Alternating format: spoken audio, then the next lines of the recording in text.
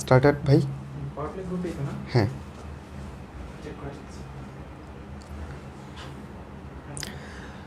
Hello, কি খবর সবার? শুনতে কি পাও কিনা প্রথমেই সেটা জানো। শুনতে এবং দেখতে পাচ্ছ কিনা ভাইয়াকে? হ্যালো, কি খবর সবার? আচ্ছা,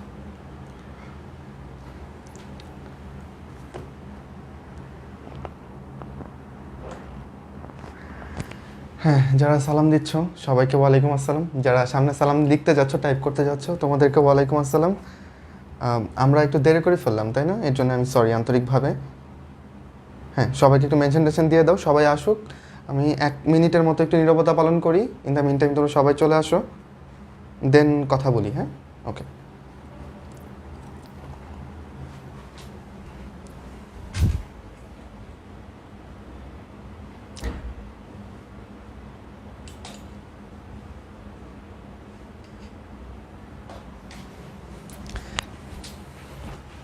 আচ্ছা, তোমরা আগে ইনফর্ম যে আজকে কিসের ক্লাস হবে,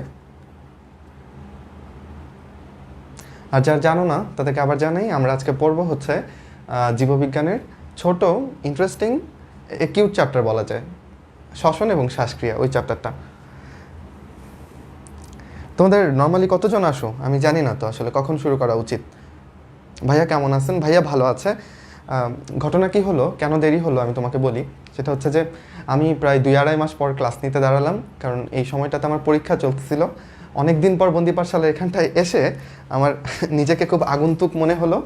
এই সব কিছু গুছিয়ে টুছিয়ে ক্লাস শুরু করতে করতে দেরি হয়ে গেল। তো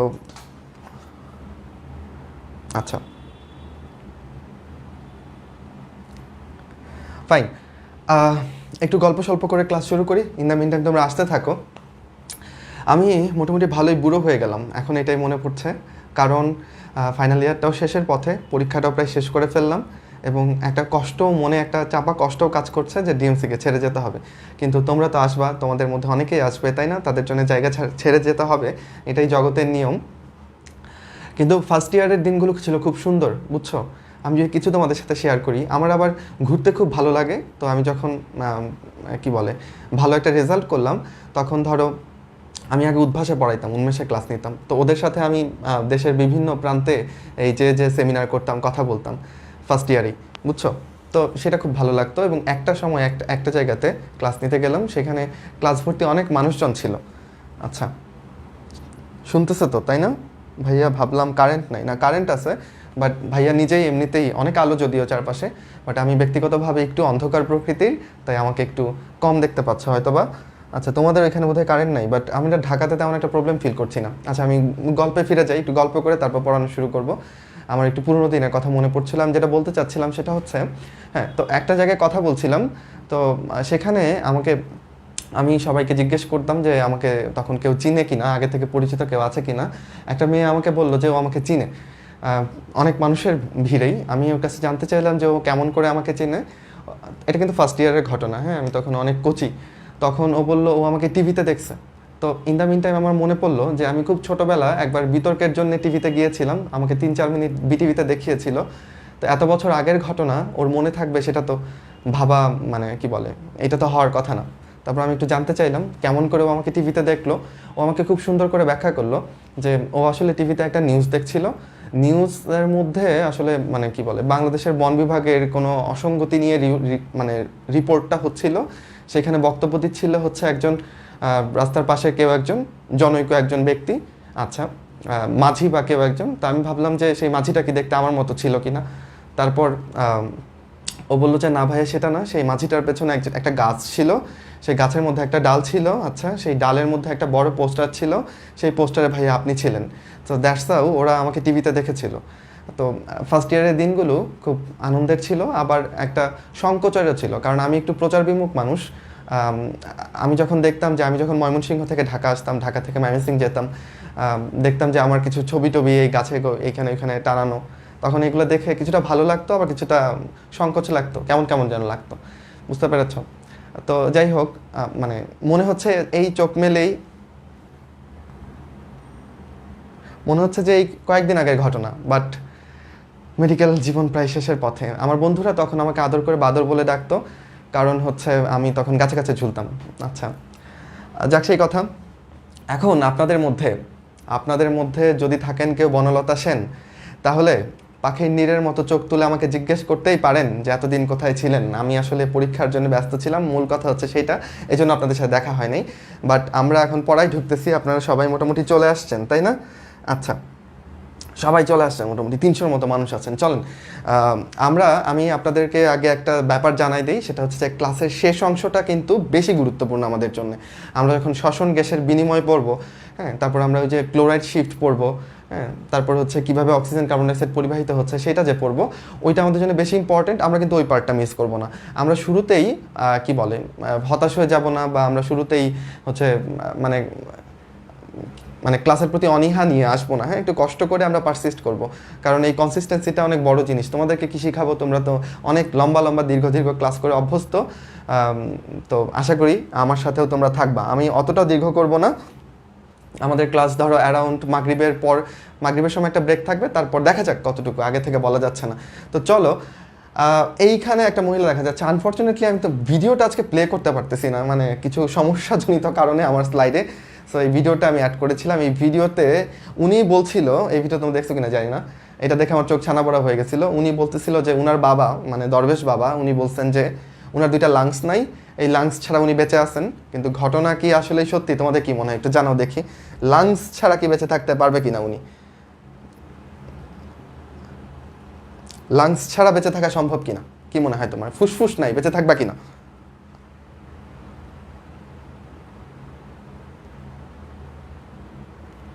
এই তোমাদের টেক্সট আসতে, এই অনেকে জি বলতেছো নাকি? আচ্ছা, না, বেঁচে থাকবা না। দেখো, আমাদের মানব দেহে কিছু অঙ্গ আছে যেটা ছাড়া বেঁচে থাকা যায় না। চোখ ছাড়া তুমি বেঁচে থাকতে পারবা ডেফিনেটলি, তাই না? কিন্তু তুমি ব্রেন ছাড়া বেঁচে থাকবা না, হার্ট ছাড়া, কিডনি ছাড়া, লিভার ছাড়া, তারপরে ফুসফুস ছাড়া, এগুলা ছাড়া তুমি বেঁচে থাকবা না, তাই না? তাহলে উনি যে, উনার বাবা যে ওনাকে বুঝাইছে, দরবেশ বাবা, যে উনার 2টা লাংস নাই, ওনাকে দরবেশ বাবা বাঁচায় রাখছে, ব্যাপারটা আসলে ভ্রান্ত। আচ্ছা, যাক সেই কথা। আমরা প্রথমে লাংসের অ্যানাটমি পড়বো। অ্যানাটমি মানে কি? লাংসের অ্যানাটমি মানে হচ্ছে লাংসের গঠন পড়বো, কেমন ফুসফুসের গঠন পড়বো। তো তোমরা কখনো ফুসফুস দেখছো? তোমরা বলবা যে ভাই সামনে কোরবানির ঈদ, আমরা ফুসফুস দেখতে পারো ফুসফুসটা। তাহলে দেখবা যে ফুসফুসের মধ্যে এই লোবগুলো তুমি ভালো মতো বুঝতে পারবা, ভাগগুলো ভালো মতো বুঝতে পারবা। কোরবানির ফুসফুসটা তাহলে তুমি তোমার মতো করে একটু দেখতে পারো। এটা ঘটা করে দেখার কিছু নাই, ফেসবুক লাইভে যে দেখার কিছু নাই। তুমি এই যে শ্বসন চ্যাপ্টারটা পড়ছো, ওই শিক্ষাজনিত কারণে কোরবানির পশু থেকে একটু করে তুমি দেখে নিতে পারো। আচ্ছা, অনেক কিছুই মিলবে। আমাদের আমরা যখন মেডিকেলে গেলাম, তোমাদের সাথে আমার পার্থক্যটা কোথায় জানো? তোমরা এই যে পড়তেছো, বিশ্বাস করতেছো মানুষের বুকের ভেতরে 2খানা ফুসফুস আছে। আমরা এইটা শুধু বিশ্বাস করি না, আমরা এটা সচক্ষে দেখে হাতে নিয়ে পড়ি। যেমন তুমি যখন মেডিকেলে যাবা, তোমার সামনে ট্রেতে অনেক ফুসফুস, অনেক হার্ট, তোমার যখন যেটা পড়া সেটা রাখা থাকবে, এবং তুমি সেটা ধরে ধরে শিখবা, বুঝছো? অবশ্যই সেগুলো কি মানুষের ফুসফুস, তবে জীবন্ত মানুষের না, মৃত মানুষের, কেমন? আচ্ছা, ফাইন। আচ্ছা, সো যেটা বলতে চাচ্ছিলাম, তাহলে আমি প্রচুর মানে গপ্পিস্ট মানুষ, অনেক গল্প মনে পড়ে যায়। গল্প বললে যদি তোমরা মাইন্ড করো তাহলে বলবো না, আর যদি মনে করো যে না একটু গল্প বলা যায় তাহলে বলবো। যখন মনে হবে বোর লাগতেছে আমাকে বইলো, আমি তোমাদের বোরের মেসেজ জানলে আমি গল্প বলবো। যাক, এখন যেটা মনে পড়লো আমি বলি। দেখো, ফার্স্ট ইয়ারে তুমি যখন মেডিকেলে যাবা, আমাদের আমাদের অ্যানাটমির জন্য একটা ডিসেকশন রুম আছে, বুঝছো? ওইখানে ডেড বডি থাকে। আমি জানি এগুলো তোমরা খুব পছন্দ করো এই গল্পগুলো। আচ্ছা, ডেড বডিগুলোকে আমরা ক্যাডাভার নামে ডাকি। ক্যাডাভার মানেই ডেড বডি।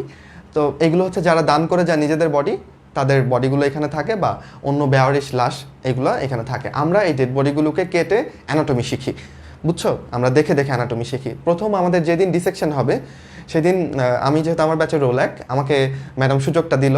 আমরা যন্ত্রপাতি নিয়ে গেলাম, ডেড বডি কিন্তু, হ্যাঁ, লাইভ বডি না। আচ্ছা, তারপর আমরা ওই দিন হার্ট দেখবো আর কি। তো আমাদেরকে কি করতে হলো, আমি প্রথমে এখানে একটা ইনসিশন দিলাম ডেড বডির এইখানে, ব্লেড দিয়ে একটা মাছ বরাবর একটা কাটা দিলাম, তারপরে এই বরাবর কাটলাম, তারপর স্কিনটাকে সুন্দর করে ফ্লিপ করলাম, বুঝছো? আচ্ছা, ভয় লাগতেছে? ভয় লাগার কিছু নাই। তারপরে স্কিন তোলার পরে দেখা গেল যে এখানে অনেক ফ্যাট আছে, হলুদ হলুদ ফ্যাট লেগে আছে, ফ্যাটগুলোকে ব্লেড দিয়ে আঙুল দিয়ে সরানো হলো। তারপরে মাসলটাকে কাটা হলো। মাসল কাটার পরে দেখলাম এখানে পরশুকা আছে। পরশুকা মানে কি? রিবস। সেই রিবসগুলোর এই প্রান্তে আবার তরুণাস্থি থাকে, সেগুলোকে কাটার পরে আমরা লাংস, হার্ট, সেগুলো বক্ষ গহ্বরে দেখতে পেলাম। আচ্ছা, সো তোমার মনে হবে যে হ্যাঁ, অনেকে বলতেছে ভাইয়া ভয় লাগে না, ভয় লাগে না, দেখো, বা এইগুলো তো আমি ভাই সহ্য করতে পারি না, আমি কি মেডিকেলে পড়তে পারবো? অনেকের মনে এই প্রশ্নটা জেগে থাকে, তাই না? দেখো, তুমি যদি ভেবে থাকো যে ভাইয়ার এগুলো করতে ভয় লাগে নাই, তার মানে ভাইয়া ছোটোবেলা থেকেই রক্ত অনেক ভালোবাসে, মানুষের রক্তপাত হলে ভাইয়া হাতে রক্ত নিয়ে বলে ওয়াও কি সুন্দর ব্লাড, ব্যাপারটা এরকম না।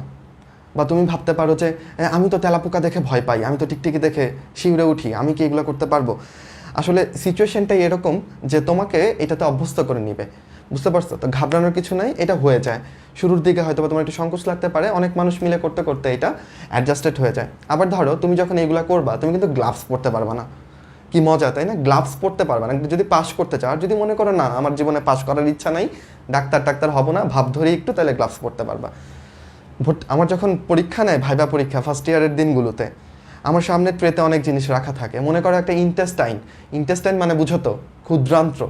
আচ্ছা, ক্ষুদ্রান্ত্র বা বৃহদন্ত্র, হ্যাঁ, সেইগুলো রাখা ট্রেতে। তোমাকে ম্যাডাম বলবে এটা নাও, তুমি নিলা। এখন তুমি যদি এটা নিয়ে এটা দেখবা যে একটু, যেহেতু এগুলা কি বলে এটাকে, ফরমালিনে স্টোর করা থাকে, তো এটা একটু ভেজা ভেজা থাকবে, এটাই স্বাভাবিক।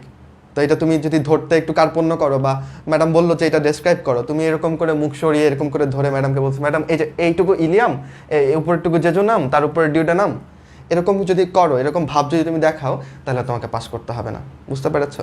তো এই আর কি, এইটা কেন করা হয় যেন আমাদের মধ্যে সংকোচটা না থাকে, এই জন্য আমাদের গ্লাভস পরাটা বারণ। বাট যখন আমরা অবশ্যই অপারেশন করি, অপারেশন থিয়েটারে থাকি, তখন অবশ্যই আমাদেরকে ক্লাস পড়তে হয়। যাক, সেই কথা, আমরা অনেক গল্প করে ফেলতেছি, তাই না? এতদিন পরে ক্লাস নিতে এসে আবেগে উদ্বেলিত হয়ে গেছি, পড়াই ফিরি। আচ্ছা, তাহলে লাংস নিয়ে কথা বলতেছিলাম। আচ্ছা, সো আমরা প্রথম থেকে শুরু করি। আমাদের শ্বসনতন্ত্রটা কি নিয়ে তৈরি? আমাদের শ্বসনতন্ত্রের মধ্যে প্রধান অঙ্গ হচ্ছে দুইটা ফুসফুস, তার উপরে আরও কিছু জিনিস আছে। প্রথম থেকে শুরু করি। দেখো, তোমার একটা নাক আছে, আমি জানি। নাকের দুইটা ছিদ্র আছে শুরুতে, যেটা আমরা দেখতে পাচ্ছি। এইটাকে আমরা বলি অ্যান্টেরিয়র নস্ট্রিল বা সম্মুখ নাসারন্ধ্র। শেষ। দ্বিতীয়ত, এরপরে কি আছে? নাকের ছিদ্রের পেছনের যে অংশটা, খেয়াল করলে দেখবা এখানে লোম আছে। এই জায়গাটার নাম তোমরা জানো, এইটাকে বলে ভেস্টিবিউল, রাইট? ভেস্টিবিউলের কাজ কি? লোম আছে, ছেঁকে ফেলা হচ্ছে ওর কাজ। ও কি ছাকে? বাতাস থেকে ধুলোবালি ছেঁকে ফেলে। ইবনে সিনা নামক একজন বড় বিজ্ঞানী ছিল, বুঝছো? উনি বলছিল একটা কথা, যদিও খুব একটা মানে পুরোপুরি সত্য না, আংশিক সত্য। উনি বলছিল যদি বাতাসে ধুলোবালি না থাকতো, বাতাসে দূষিত বর্জ্য না থাকতো, তাহলে মানুষ হয়তো বা 1000 বছর বাঁচত, বুঝছো? আর আমরা এমন একটা ঢাকা শহরে বাস করি, বিশুদ্ধ বাতাস পাওয়া খুব দুষ্কর ব্যাপার। আচ্ছা, যাক, তো এই ধুলোবালিকে আটকে ফেলা কার কাজ? নাকের লোমগুলোর কাজ। তো অনেকে অবসর সময় নাকের লোম ছিঁড়ে, এটা মোটেও হেলদি কোনো কাজ না। কেমন? কারণ লোমগুলো ইম্পর্টেন্ট। আচ্ছা, যাক, এরপর কোন অংশটা পাবা? নাকের লোমের পেছনে তুমি যদি খেয়াল করো বা তুমি যদি কখনো ফিল করো, তাহলে এইখানে ভেজা ভেজা একটা অংশ আছে। এই অংশটাকে আমরা বলি হচ্ছে নাসা গহ্বর। কি বলি বলো? নাসা গহ্বর। ইংরেজিতে বললে ন্যাজাল ক্যাভিটি। আচ্ছা, তোমরা আসো মোটামুটি ভালোই মানুষজন, হ্যাঁ, ওকে। এখন আচ্ছা, আমি তোমাকে বলি, তোমাদের সব প্রশ্ন আমি দেখতে পারবো না, কারণ প্রশ্ন দেখতে গেলে আমি পড়ানো শেষ করতে পারবো না। তো তোমরা যেটা করতে পারো, প্রশ্নগুলো তুমি তোমার খাতায় লিখে রাখতে পারো। লাস্টে তুমি যদি লাস্ট পর্যন্ত আমার সাথে থাকতে পারো, এবং আমি আছি তোমার সাথে, সমস্যা নাই, তখন আমি যখন বলবো প্রশ্নগুলো করো, তখন তোমরা প্রশ্নগুলো টাইপ করলে আমি দেখতে পারবো। এখন তোমরা মোটামুটি আমার প্রশ্নের জবাব দাও, কেমন? এখন মোটামুটি প্রশ্নগুলোর জবাব দাও। আর প্রশ্ন থাকলে ওইটা না দেখলে মাইন্ড করো না, ওইটা নোট করে রাখো, তুমি শেষে আবার করবা, কেমন? আচ্ছা, আমরা কতটুক গেলাম বলো? আমরা পড়লাম হচ্ছে নাসা গহ্বর পর্যন্ত। আমরা যদি আরেকটা ছবিতে যাই, ওইটাতে আরেকটু বেটার দেখা যাবে। এই যে দেখো, তাহলে এইটা কি বলো? এইটা হচ্ছে আমাদের নাকের ছিদ্রটা। তারপরে এই অংশটার মধ্যে ভেতরটাতে কি আছে? লোম আছে, তাই তো? এরপরে এইটা হচ্ছে নাসা গহ্বর, মানে এই পুরোটাই বলতে পারো গহ্বর। এরপর দেখো এখানে আরেকটা ছিদ্র আছে। আমি যদি সবুজ কালিতে দেখাই, এই যে এখানে আরেকটা না, আসলে আরো দুইটা ছিদ্র আছে। সামনের দিকে যেরকম দুইটা, পেছন দিকেও এইখানে আরো দুইটা ছিদ্র আছে। এইটাকে তুমি কি বলবা বলো? এটাকে কি সম্মুখ নাসারন্ধ্র বলবা? না, এটা হচ্ছে পশ্চাৎ নাসারন্ধ্র। তাহলে নাসা গহ্বরটা পশ্চাৎ নাসারন্ধ্র দিয়ে কার সাথে সংযুক্ত হয়েছে? এই ইংরেজিটা পড়তে পারো, ন্যাজোফেরিংস। ন্যাজো মানে নাক, আর ফেরিংস মানে কি রে? গলবিল। ন্যাজো মানে নাক, ফেরিংস মানে গলবিল। তাহলে ন্যাজোফেরিংস মানে কি? নাসা গলবিল। ডান। গলবিলের 3টা পার্ট আছে। গলবিল নিয়ে তোমরা পরিপাক চ্যাপ্টারেও পড়বা, তো গলবিলটা ইম্পর্টেন্ট। গলবিলটা দেখো এখানে রং করা আছে, এই যে এখানে প্রথমে নীল, সবুজ এবং বেগুনি রং করা, এই পুরোটাই হচ্ছে গলবিল। এটাকে আমরা কয়টা ভাগে ভাগ করলাম? 3টা রং যেহেতু 3টা ভাগে ভাগ করলাম। কি কি ভাগ ভাইয়া? নাসা গহ্বরের পেছনে, খুব ইম্পর্টেন্ট পড়া, মনোযোগ দাও। নাসা গহ্বরের পেছনে হচ্ছে নাসা গলবিল। এরপর দেখো এই যে এটা কি, দাঁড়াও, এটা কি বলো আমাকে? এই যে এখানে যে মাস্কুলার একটা অর্গান দেখতে পারতেছো, এটা কি? যেটা তোমাদের সব থেকে বড় অস্ত্র, বলো? জিহ্বা, তাই না? টাং। আর এইটা হচ্ছে এই যে উপরের জায়গাটা কি? এটা হচ্ছে তোমার মুখগহ্বর, এটা মুখগহ্বর, এখানেই তুমি খাবার নিয়ে চিবাও। আর উপরের এটা কি? এই যে লাল রঙের যে বর্ডারটা দিলাম, এটা হচ্ছে তালু, তাই না? ওকে, তাহলে মুখগহ্বরের পেছনে কি আছে বলো? এই সবুজ রঙের অংশটা আছে। তাহলে ওরাল, ওরাল থেকে আসছে ওরো, ওরাল মানে তো মুখ, ওরাল থেকে আসছে ওরো। মুখগহ্বরের পেছনের গলবিলকে কি নামে ডাকবা? ওরোফেরিংস নামে ডাকবা। ডান? আচ্ছা, তারপরে আরেকটা রং নিয়ে নেই, দাঁড়াও। ওকে, এবার দেখো এই যে গলার সামনের দিকে এই যে এরকম করে উঁচু হয়ে থাকে, এই অংশটার নাম কি আপনারা বলেন? এই অংশটার নাম বলেন দেখি।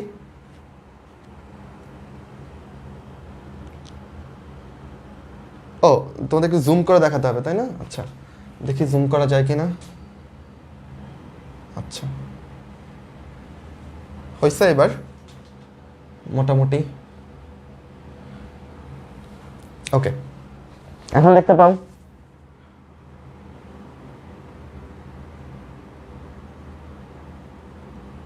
এখন দেখা যাচ্ছে বাচ্চারা? হ্যাঁ, সবাই বলতেছে অ্যাডামস অ্যাপেল। ও আমার এই, দাঁড়াও, গ্লাবার দাগ দিতে।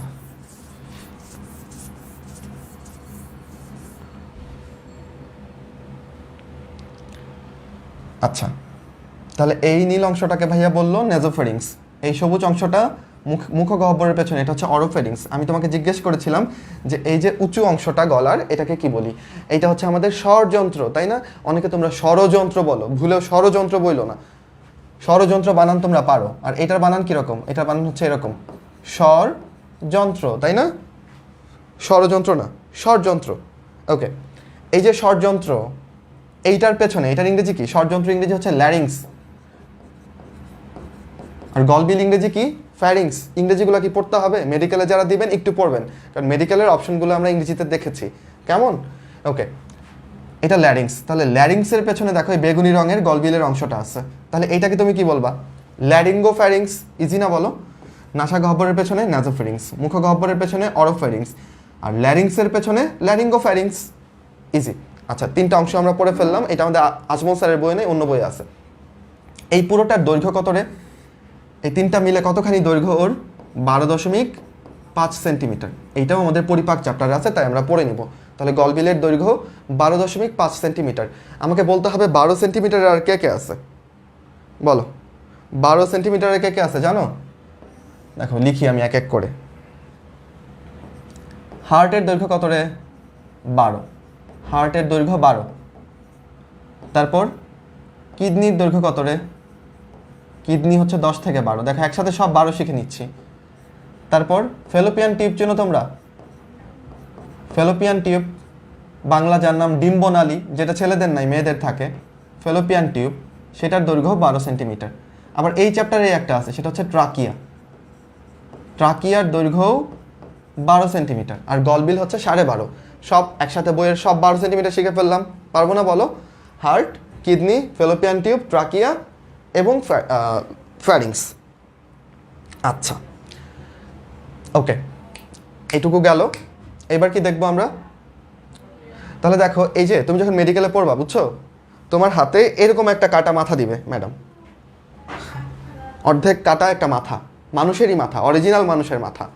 এইটা ধরে তুমি দেখাবা ম্যাডামকে। তখন আজকেই শিখাই দিলাম, মেডিকেলে যারা পড়বে ওদের তো দেখাই তার প্যারা হবে না। ম্যাডাম বলবে দেখাও নাজোফেরিংস কোনটা, অরোফেরিংস কোনটা, তখন তুমি আঙুল দিয়ে দিয়ে দেখাবা, বুঝছো? ওকে, তাহলে এইটা শেষ। আচ্ছা, তারপর কি বলো? ল্যারিংস নিয়ে যদি আমরা একটু পড়ি, ল্যারিংসের মধ্যে দেখো, ল্যারিংস বা স্বরযন্ত্র, এইটার মধ্যে 6 ধরনের 9টা তরুণাস্থি থাকে। 6 ধরনের 9টা তরুণাস্থি। আমাকে বলতে হবে এর মধ্যে সব থেকে বড়টার নাম কি? লিখে ফেলো। এর মধ্যে সব থেকে বড় তরুণাস্থিটার নাম কি? যারা থাইরয়েড লিখতেছো তারা একদম সঠিক, থাইরয়েড কার্টিলেজ বা থাইরয়েড তরুণাস্থি, হাত দিলে যেটা বোঝা যায়, তাই না? হ্যাঁ, ওই আদম হাওয়ার গল্প এখন আমি তোমাদের বলতে পারতেছি না। সো আদম আলাইসাল্লাম ওই যে একটা ফল খেয়ে ফেলছিল, ওইটার জন্যে মানে এটা মানে মানুষ বানায় নিছে আর কি, এইটার জন্যে তার গলাটা আর কি এরকম, ছেলে মানুষদের গলাটা একটু এরকম হয়ে গেছে, এটা আর কি বলে। ওইটার সাথে মিল রেখে আসলে থাইরয়েডটাকে আমরা অ্যাডামস অ্যাপেল বলে থাকি, বুঝছো? আচ্ছা, থাইরয়েড গেল। তাহলে থাইরয়েড নামে কিন্তু শুধুমাত্র একটা তরুণাস্থি আছে এমন না, এইখানে কিন্তু প্রজাপতির মতো দেখতে একটা অন্তঃক্ষরা গ্রন্থিও আছে, তোমরা ছোটবেলা থেকে পড়ে আসতেছো, এটার নাম থাইরয়েড গ্রন্থি। তাহলে এই জায়গাটাতে একটা থাইরয়েড তরুণাস্থি আছে, এই জায়গাটার মধ্যে একটা থাইরয়েড গ্রন্থিও আছে। কেমন? আচ্ছা, আমরা ওই গ্রন্থিতে আজকে এখন আর যাব না। 6 ধরনের 9টা তরুণাস্থি এটুকু শিখলাম।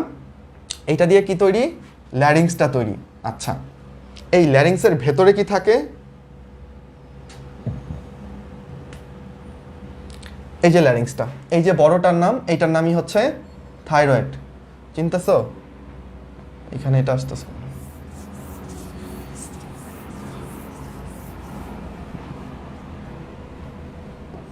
ঠিক আছে? এইটুকুর নাম হচ্ছে থাইরয়েড। দেখছো কত বড় তরুণাস্থি? আচ্ছা, এইটার ভেতরে 6টা ভোকাল কর্ড থাকে। কয়টা ভোকাল কর্ড? 6টা ভোকাল কর্ড। ভোকাল কর্ড হচ্ছে ছোট্ট ছোট্ট কিছু রজ্জু, কিছু সুতার মতো জিনিস, যেগুলো কেঁপে কেঁপে শব্দ তৈরি করে। আচ্ছা, তোমাদের একটা প্রশ্ন করি ফিজিক্সের, কে আমাকে সুর এবং স্বরের পার্থক্য বলতে পারবে? সুর ও স্বর, এই দুইটার মধ্যে পার্থক্য কি? কে পারবে দেখি?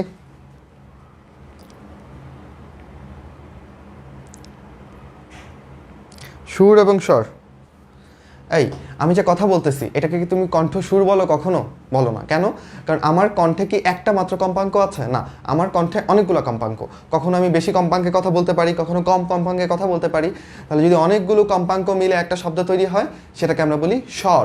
আর ধরো এটা একটা সুর শলাকা, স্বর শলাকা না, কিন্তু ধরো এটা একটা সুর শলাকা। সুর শলাকাতে তুমি যদি হিট করো, তাহলে এটা কাঁপতে থাকে, হয় এটা 512 হার্টসে কাঁপবে, নয়তো 256 হার্টসে কাঁপবে। তাহলে এই যে সুর শলাকার কম্পাঙ্ক কয়টা? একটা। তাহলে যদি একটা কম্পাঙ্ক দিয়ে একটা শব্দ তৈরি হয়, সেটাকে আমরা সুর বলি। যদি অনেকগুলো কম্পাঙ্ক মিলে একটা শব্দ তৈরি হয়, সেটাকে আমরা স্বর বলি। ফিজিক্সের পড়া পড়ে ফেললাম। আচ্ছা, এখন আর কি দেখবো আমরা?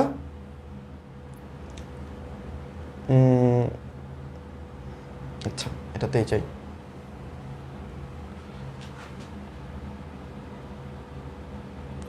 ওকে, এইখানে খেয়াল করো,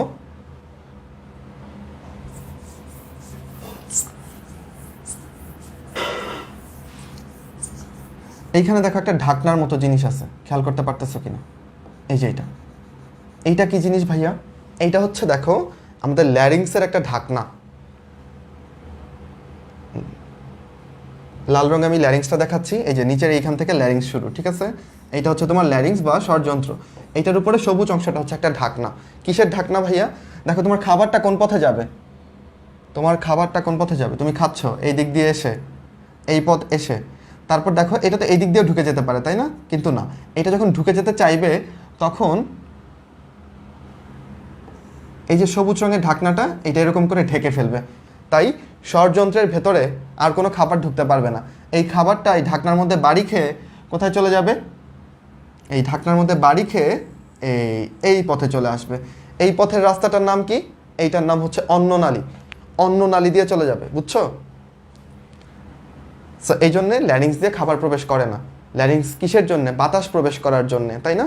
কিন্তু কখনো কখনো কি হয়, তুমি বসে বসে মোবাইল চাপতেছো বা আরেকজনের সাথে গল্প করতেছো এবং খাচ্ছ, তখন দেখবো হঠাৎ করে তোমার কাশি চলে ওঠে, মানে কাশি চলে আসে। কেন? কারণ তখন তুমি যখন কথা বলো, তখন তোমার এপিগ্লটিসটা, স্বরযন্ত্রের ঢাকনাটা, এটা বারবার এরকম করে উঠানামা করতে থাকে, এবং কোনো এক ফাঁকে তোমার মুখে তো খাবার, আবার তুমি কথাও বলতেছো, মানে তোমার এপিগ্লটিসটা উঠানামা করতেছে, কোনো এক ফাঁকে একটু খাবার তোমার ল্যারিংসে ঢুকে যায়, এবং তখন তোমার অস্বস্তি হয়। তোমার ফুসফুস বা ওইখানে কিছু সিলিয়া থাকে, এরকম ছোট্ট ছোট্ট লোমের মতো থাকে, ওরা মস্তিষ্কে সংকেত পাঠায় যে আমাদের এখানে বাতাস আসার কথা ছিল, কিন্তু এখানে খাবার চলে আসছে, এটা তাড়াতাড়ি বের করার ব্যবস্থা করো। তখন মস্তিষ্ক কি করে, তোমার কাশির উদ্রেক ঘটায়, তখন তুমি কাশি দাও, কাশি দিলে ফুসফুস থেকে অনেকখানি বাতাস বেরোয় আসে, এতে করে যে খাবার একটু ঢুকে যাওয়ার চেষ্টা করতেছিল তোমার ষড়যন্ত্রে সেটাও বেরোয় চলে আসে। বুঝতে পারছো? সো এটার সাথে তোমাকে কেউ মনে করছে ওই দূর প্রান্তে, এটার কোনো মিল নাই, এটা ভাবলে ভুল ভাবা হবে, বৈজ্ঞানিক ভাবনা হবে না। তাহলে এইটাকে আমরা কি নামে ডাকতেছি বলো? এপিগ্লটিস নামে ডাকতেছি। দেখছো, এপিগ্লটিস তাহলে ষড়যন্ত্রের ঢাকনা। ভাইয়া এইটাই কি আলজিব্বা? উত্তর হচ্ছে না, এইটা আলজিব্বা না। তাহলে ভাইয়া আলজিব্বা কোনটা? হা করলে যে আমরা দেখতে পাই ওই আলজিব্বা কোনটা? দেখেন, হা করলে আপনি এই অংশটা দেখতে পান, বুঝছেন? এই অংশটা, এইটা কি? এইটা হচ্ছে আলজিব্বা। ইংরেজি কি ভাইয়া এটার? এটাকে কি এপিগ্লটিস বলবো? না, এটাকে বলবো ইউভুলা। ঠিক আছে, এটাকে বলবো ইউভুলা। এইটা হচ্ছে নরম তালুর পার্ট। আমাদের তালু কোনটুক বলো? এইখান থেকে নিয়ে এই পর্যন্ত ধরো শক্ত তালু, বুঝছো? এইটুকু কি হলুদ দাগটা হচ্ছে শক্ত তালু, এরপর হচ্ছে নরম তালু, এই যে সবুজ দাগটা দিচ্ছি এইটুকু হচ্ছে নরম তালু। এই নরম তালুটাই শেষ প্রান্তে যে আলজিব্বা হয়েছে। কেমন? আচ্ছা, তো মোটামুটি এই ছবিটা আমরা ভালো মতো পড়ে ফেললাম। ল্যারিংস পড়া শেষ আমাদের। ল্যারিংসের পরে কি আছে বলো? ল্যারিংসের পরে এই জায়গাটার নাম কি? ট্রাকিয়া, বাংলা বললে শ্বাসনালী, তাই তো? আচ্ছা দাঁড়াও, এবার ট্রাকিয়া পড়বো।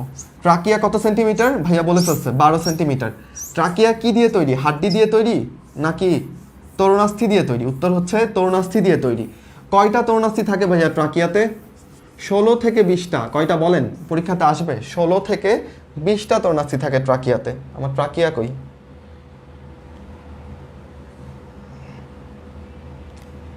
আচ্ছা গুনেন, এখানে গুনে দেখতে পারেন, 16 থেকে 20টা তরুণাস্থি এখানে আছে। এটাই হচ্ছে ট্রাকিয়া বা শ্বাসনালী। এবং এই তরুণাস্থিগুলোর আকৃতি কেমন জানেন? সি আকৃতির। আপনি যদি দেখেন তাহলে দেখবেন যে তরুণাস্থিগুলো এরকম অনেকটা সি এর মতো। সি, বুঝছো? এরকম সি আকৃতি, 16 থেকে 20টা তরুণাস্থি। ট্রাকিয়া এরপর ভাগ হয়ে কি হয়? ব্রঙ্কাস হয়। ব্রঙ্কাস আবার ভাগ হয়ে আরও অনেক জিনিস হয়, সেটাই আমরা এখন পড়বো। এখন আমরা যেটা পড়বো সেটা অনেক ইম্পর্টেন্ট, তাই আপনি এখন খুব মনোযোগ দিয়ে দেখবেন। এখান থেকে মেডিকেলের প্রশ্ন আসছে এবং অনেকেই বুঝে না জিনিসটা, তাই মনোযোগ দিলেই বুঝতে পারবা। কেউ যদি ভাবো যে কেউ আমাকে পড়া মাথায় ঢুকাই দিবে, ইটস ইম্পসিবল। তুমি চেষ্টা করতে হবে, তোমাকে চেষ্টা করতে হবে। তুমি যদি আমার সাথে থাকো একটু কষ্ট টষ্ট হবে। পড়তে কার ভালো লাগে? এই জগতে পড়তে কারো ভালো লাগে? কখনো ভালো লাগে না। তো তুমি যদি আমার সাথে মনোযোগ দিয়ে থাকো তাহলে তুমি বুঝে যাবা। এরপর মানে কি বলে, পরীক্ষার আগে একটু আরাম পাবা, শান্তি পাবা, এইটুকু নিশ্চিত। আসো আমরা এখন কোন জিনিসটা পড়বো? আমরা এখন এই যে ট্রাকিয়াটা কিভাবে ভাগ হয় সেই জিনিসটা পড়বো, ঠিক আছে? চলো দেখো, আমি আঁকি এটার পাশাপাশি। এটা হচ্ছে ট্রাকিয়া, তাই তো? ট্রাকিয়াটা এরপর ভাগ হইলে এটাকে আমরা কি বলি? ব্রঙ্কাস, তাই তো? ব্রঙ্কাস বলি। কি ব্রঙ্কাস বলি এটাকে? প্রাইমারি ব্রঙ্কাস বলি। প্রাইমারি ব্রঙ্কাস, ঠিক আছে? ওকে, এরপর প্রাইমারি ব্রঙ্কাস আবার ভাগ হয়। কি নাম দিবে এদের বলো? প্রাইমারি ব্রঙ্কাস ভাগ হইলে এদের নাম দিবা secondary bronchus. Easy, secondary bronchus. Secondary bronchus যদি আবার ভাগ হয় সেটাকে কি নাম দিবা বলো? টারশিয়ারি ব্রঙ্কাস, ঠিক আছে? আচ্ছা, টারশিয়ারি ব্রঙ্কাস যদি আবার ভাগ হয় কি নাম দিবা? ব্রঙ্কিওল। কি নাম দিবা বলো? ব্রঙ্কিওল। এটা আবার কি ভাই? ব্রঙ্কাস বলতেছিলেন, ঠিক ছিল, এখন আবার ব্রঙ্কিওল কি? দেখা যাচ্ছে লেখা? হ্যাঁ, দেখা যাওয়ার কথা। দেখেন, ব্রঙ্কিওল বায়োলজিতে যেই শব্দের শেষে ওল দেখবা বুঝবা যে এটা ছোট অর্থ মিন করতেছে। যেমন আমি যদি তোমাদের কারো একজনের নাম পড়ি, প্রথমে কার নামটা আসলো? আচ্ছা, সোজা নাম, যেমন ধরো শ্রাবণ, শ্রাবণের নামটা আসছে। আচ্ছা, শ্রাবণের ছোট ভাইকে তুমি কি বলতে পারো? আচ্ছা, ওর নামটাও কঠিন আসলে। শ্রাবণের শেষে ওল লাগাই দিবা, ঠিক আছে? ও এল ই, তাহলে শ্রাবণোল। এটা হচ্ছে শ্রাবণের ছোট ভাই। তাহলে ব্রঙ্কাসের ছোট ভাই কি? ব্রঙ্কিওল, বুঝছো? আবার ধরো একইভাবে আমি যদি তোমাকে বলি ওল দিয়ে আর কি কি আছে? ব্রঙ্কিওল। আচ্ছা, লোব, লোব মানে কি? বড় খণ্ড। লোবের থেকে ছোট খণ্ড, তাহলে তুমি কি বলবা? লোবিওল। দেখছো, খালি ওল লাগাই দিবা শেষে। তার মানে কি? যেমন বাংলা শব্দ যদি দেখো, পুস্তক মানে কি? বড় বই, আর পুস্তিকা বললে ছোট বই। নাটক মানে কি? বড় নাটক, আর নাটিকা বললে ছোট, তাই না? একইভাবে ব্রঙ্কাস বললে বড় জিনিস, ব্রঙ্কিওল বললে ছোট, ঠিক আছে? তাহলে primary bronchus, secondary bronchus, tertiary bronchus, এরপর ভাগ হয়ে কি হয়? তারা ব্রঙ্কিওল হয়। আচ্ছা, এরপর ব্রঙ্কিওল যদি আবার ভাগ হয় তখন এই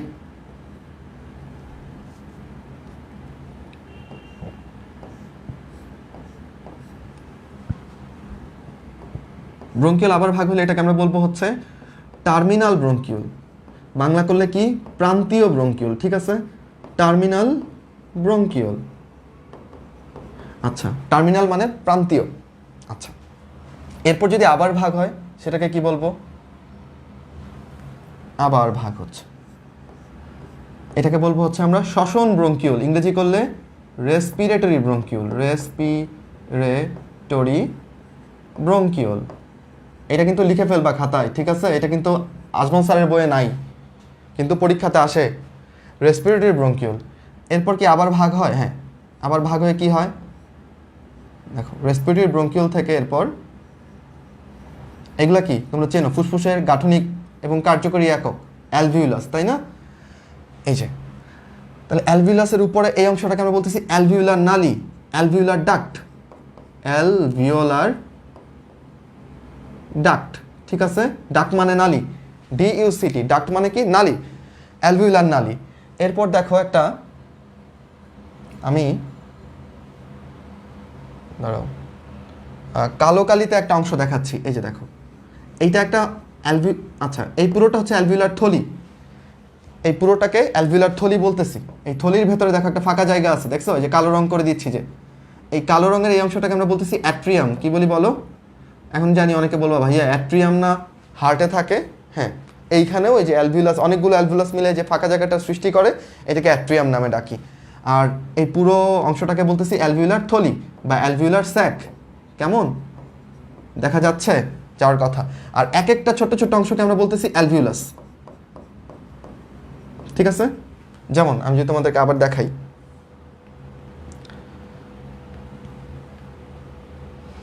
দেখো এখানে এই পুরোটা হচ্ছে অ্যালভিউলার থলি, এর মধ্যে এক একটা বেলুনকে আমরা বলতেছি অ্যালভিউলার, এক একটাকে বলতেছি অ্যালভিউলাস। মানে এখানে দেখো একটা মনে হচ্ছে না অনেকগুলো রসগোল্লা একসাথে রাখা আছে?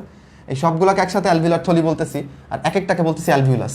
আর এই যে অ্যালভিউলাসের মধ্যে যে নালীগুলো ঢুকছে, এটার নাম কি বলো? অ্যালভিউলার ডাক্ট বা অ্যালভিউলার নালী। আর অ্যাট্রিয়ামটা দেখা যাচ্ছে না, ভেতর দিকে যে ফাঁকা জায়গাটা আছে ওইটা হচ্ছে অ্যাট্রিয়াম। চিনতে পারছো? আচ্ছা, ওকে, তাহলে আবার আমি সামারাইজ করি। এখন এই ছবির দিকে দেখো, ট্রাকিয়া ভাগ হলো, কি বলো? Primary bronchus. এরপর তাহলে এখানে নীল রঙেরটা প্রাইমারি ব্রঙ্কাস, হলুদ রঙেরটা কি বলো? Secondary bronchus. সেটা দেখো আবার সবুজ রঙে ভাগ হয়েছে, সেটাকে কি বলবা? Tertiary bronchus. তারপরে এগুলাকে কি বলবা? ব্রঙ্কিওল। ব্রঙ্কিওলগুলো আবার ভাগ হবে, কি হবে? ব্রঙ্কিওল ভাগ হয়ে বলো টার্মিনাল ব্রঙ্কিওল। টার্মিনাল ব্রঙ্কিওল আবার ভাগ হবে, কি হবে? Respiratory bronchiole. তারপরে কি হবে বলো? Alveolar duct, alveolar sac, alveolus atrium. এই পুরোটা তোমার মাথায় রাখতে হবে, কারণ পরীক্ষাতে আসবে যে একটা শ্বসন বৃক্ষ এঁকে দেখাও।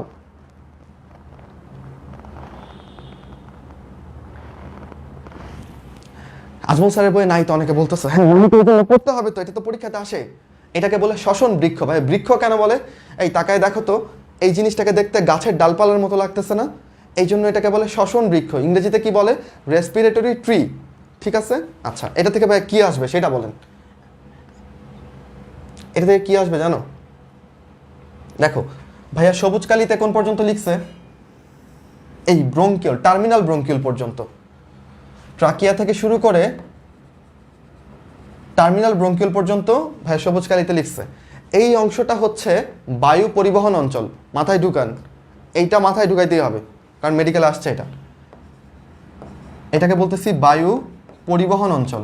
পরিবহন অঞ্চল কোত্থেকে? ট্রাকিয়া থেকে শুরু করে সকল ব্রঙ্কাস, ব্রঙ্কিউল হয়ে টার্মিনাল ব্রঙ্কিউল পর্যন্ত বায়ু পরিবহন অঞ্চল। আর এই যে লাল কালিতে ভাই যতটুকু আঁকছে, রেসপিরেটরি ব্রঙ্কিউল থেকে নিয়ে একদম অ্যালভিউলাস পর্যন্ত, এইটুকুকে আমরা বলতেছি শ্বসন অঞ্চল বা রেসপিরেটরি অঞ্চল। আর উপরের অংশটাকে বলতেছি বায়ু পরিবহন অঞ্চল। মাথায় ঢুকছে? তাহলে প্রশ্ন কেমনে আসবে? প্রশ্ন আসবে নিচের কোনটা, উত্তর দিবা তোমরা, মনোযোগ দিয়ে শোনো, নিচের কোনটি বায়ু পরিবহন অঞ্চলের অংশ নয়? নিচের কোনটা বায়ু পরিবহন অঞ্চলের অংশ নয়? অপশন হচ্ছে trachea, secondary bronchus, bronchiole, respiratory bronchiole. উত্তর দাও।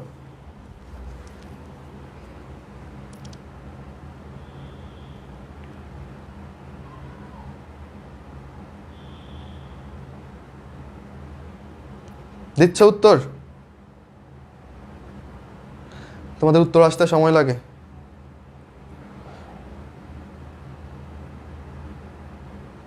নামগুলো বাংলায় লিখলে সুবিধা হয়, বাংলায় লিখলে জায়গা বেশি লাগে রে। রেসপিরেটরি ব্রঙ্কিওল, বাহ সবাই পারতেছো, তার মানে তোমরা বুঝতেছো পড়া, না বুঝে তো কেউ লিখতেছো না, তাই না? এই ট্রাকিয়া যে বলছো ভুল হয়ে গেছে, কিন্তু ট্রাকিয়া না, ট্রাকিয়া তো বায়ু পরিবহন অঞ্চলের অংশ, ওরা তো বায়ু পরিবহন করে নিয়ে যাচ্ছে। আর শ্বসন অঞ্চলের অংশ হচ্ছে রেসপিরেটরি ব্রঙ্কিওল, অ্যালভিউলার ডাক্ট, তারপরে অ্যালভিউলার স্যাক, এরপর হচ্ছে অ্যালভিউলাস। ঠিক আছে? আচ্ছা, কেন ভাইয়া এদের নাম এরকম হলো? আসো আরও সূক্ষ্মভাবে দেখতে হবে। আমরা মনে করো ট্রাকিয়াটাকে মাইক্রোস্কোপের নিচে দেখবো এখন। ট্রাকিয়ার একটু টিস্যু কেটে নিছি আমি, ট্রাকিয়ার একটু টিস্যু কেটে নিয়ে আমি মাইক্রোস্কোপের নিচে দেখতেছি। আমি বা ধরো ব্রঙ্কাসের একটু টিস্যু কেটে নিছি, নিয়ে মাইক্রোস্কোপের নিচে দেখতেছি। কেমন দেখবো জানো? দেখবো এখানকার সেলগুলো হচ্ছে এরকম এরকম লম্বা লম্বা। আচ্ছা, আর আমি কি করলাম, এই যে ধরো তোমরা রেসপিরেটরি ব্রঙ্কিওলের কথা বলছো, সেই রেসপিরেটরি ব্রঙ্কিওল থেকে আমি একটু সেল কেটে নিয়ে আসলাম, এই যে এখান থেকে একটু সেলকে কেটে নিয়ে এসে মাইক্রোস্কোপের নিচে দেখলাম। তাহলে কেমন দেখবো রে? তাহলে এইখানে দেখবো, বা অ্যালভিউলাস থেকে একটু সেল কেটে নিয়ে আসছি, তাহলে এইখানকার সেলগুলোকে দেখবো এরকম। বলো কি বুঝলা? উপরেরটা কেমন আর নিচেরটা কেমন বুঝতে পারতেছো কিছু? দেখো উপরের সেলগুলো হচ্ছে কলামনার, তাই না? কলামের মতো লম্বা লম্বা। সো আমাকে বলো, এই কলামের মতো লম্বা লম্বা সেলকে ভেদ করে কি গ্যাসের আদান প্রদান সম্ভব? সম্ভব না, এত পুরো দেয়াল। আর কিন্তু এই পাতলা পাতলা কোষের ভেতর দিয়ে গ্যাসের আদান প্রদান খুব সহজেই সম্ভব না? সম্ভব। তাহলে বলো, যেটা রেসপিরেটরি অঞ্চল বা শ্বসন অঞ্চল, ওইখানে কি থাকে বলো? আইসাকার এপিথেলিয়াম থাকে বা স্কোয়ামাস এপিথেলিয়াম থাকে। আইসাকার এপিথেলিয়াম থাকায় কি লাভ? আইসাকার এপিথেলিয়াম থাকায় এইখানে অক্সিজেন কার্বন ডাইঅক্সাইডের আদান প্রদান হতে পারে। বুঝছো? এই জন্যেই আমরা এটাকে শ্বসন অঞ্চল বলতেছি।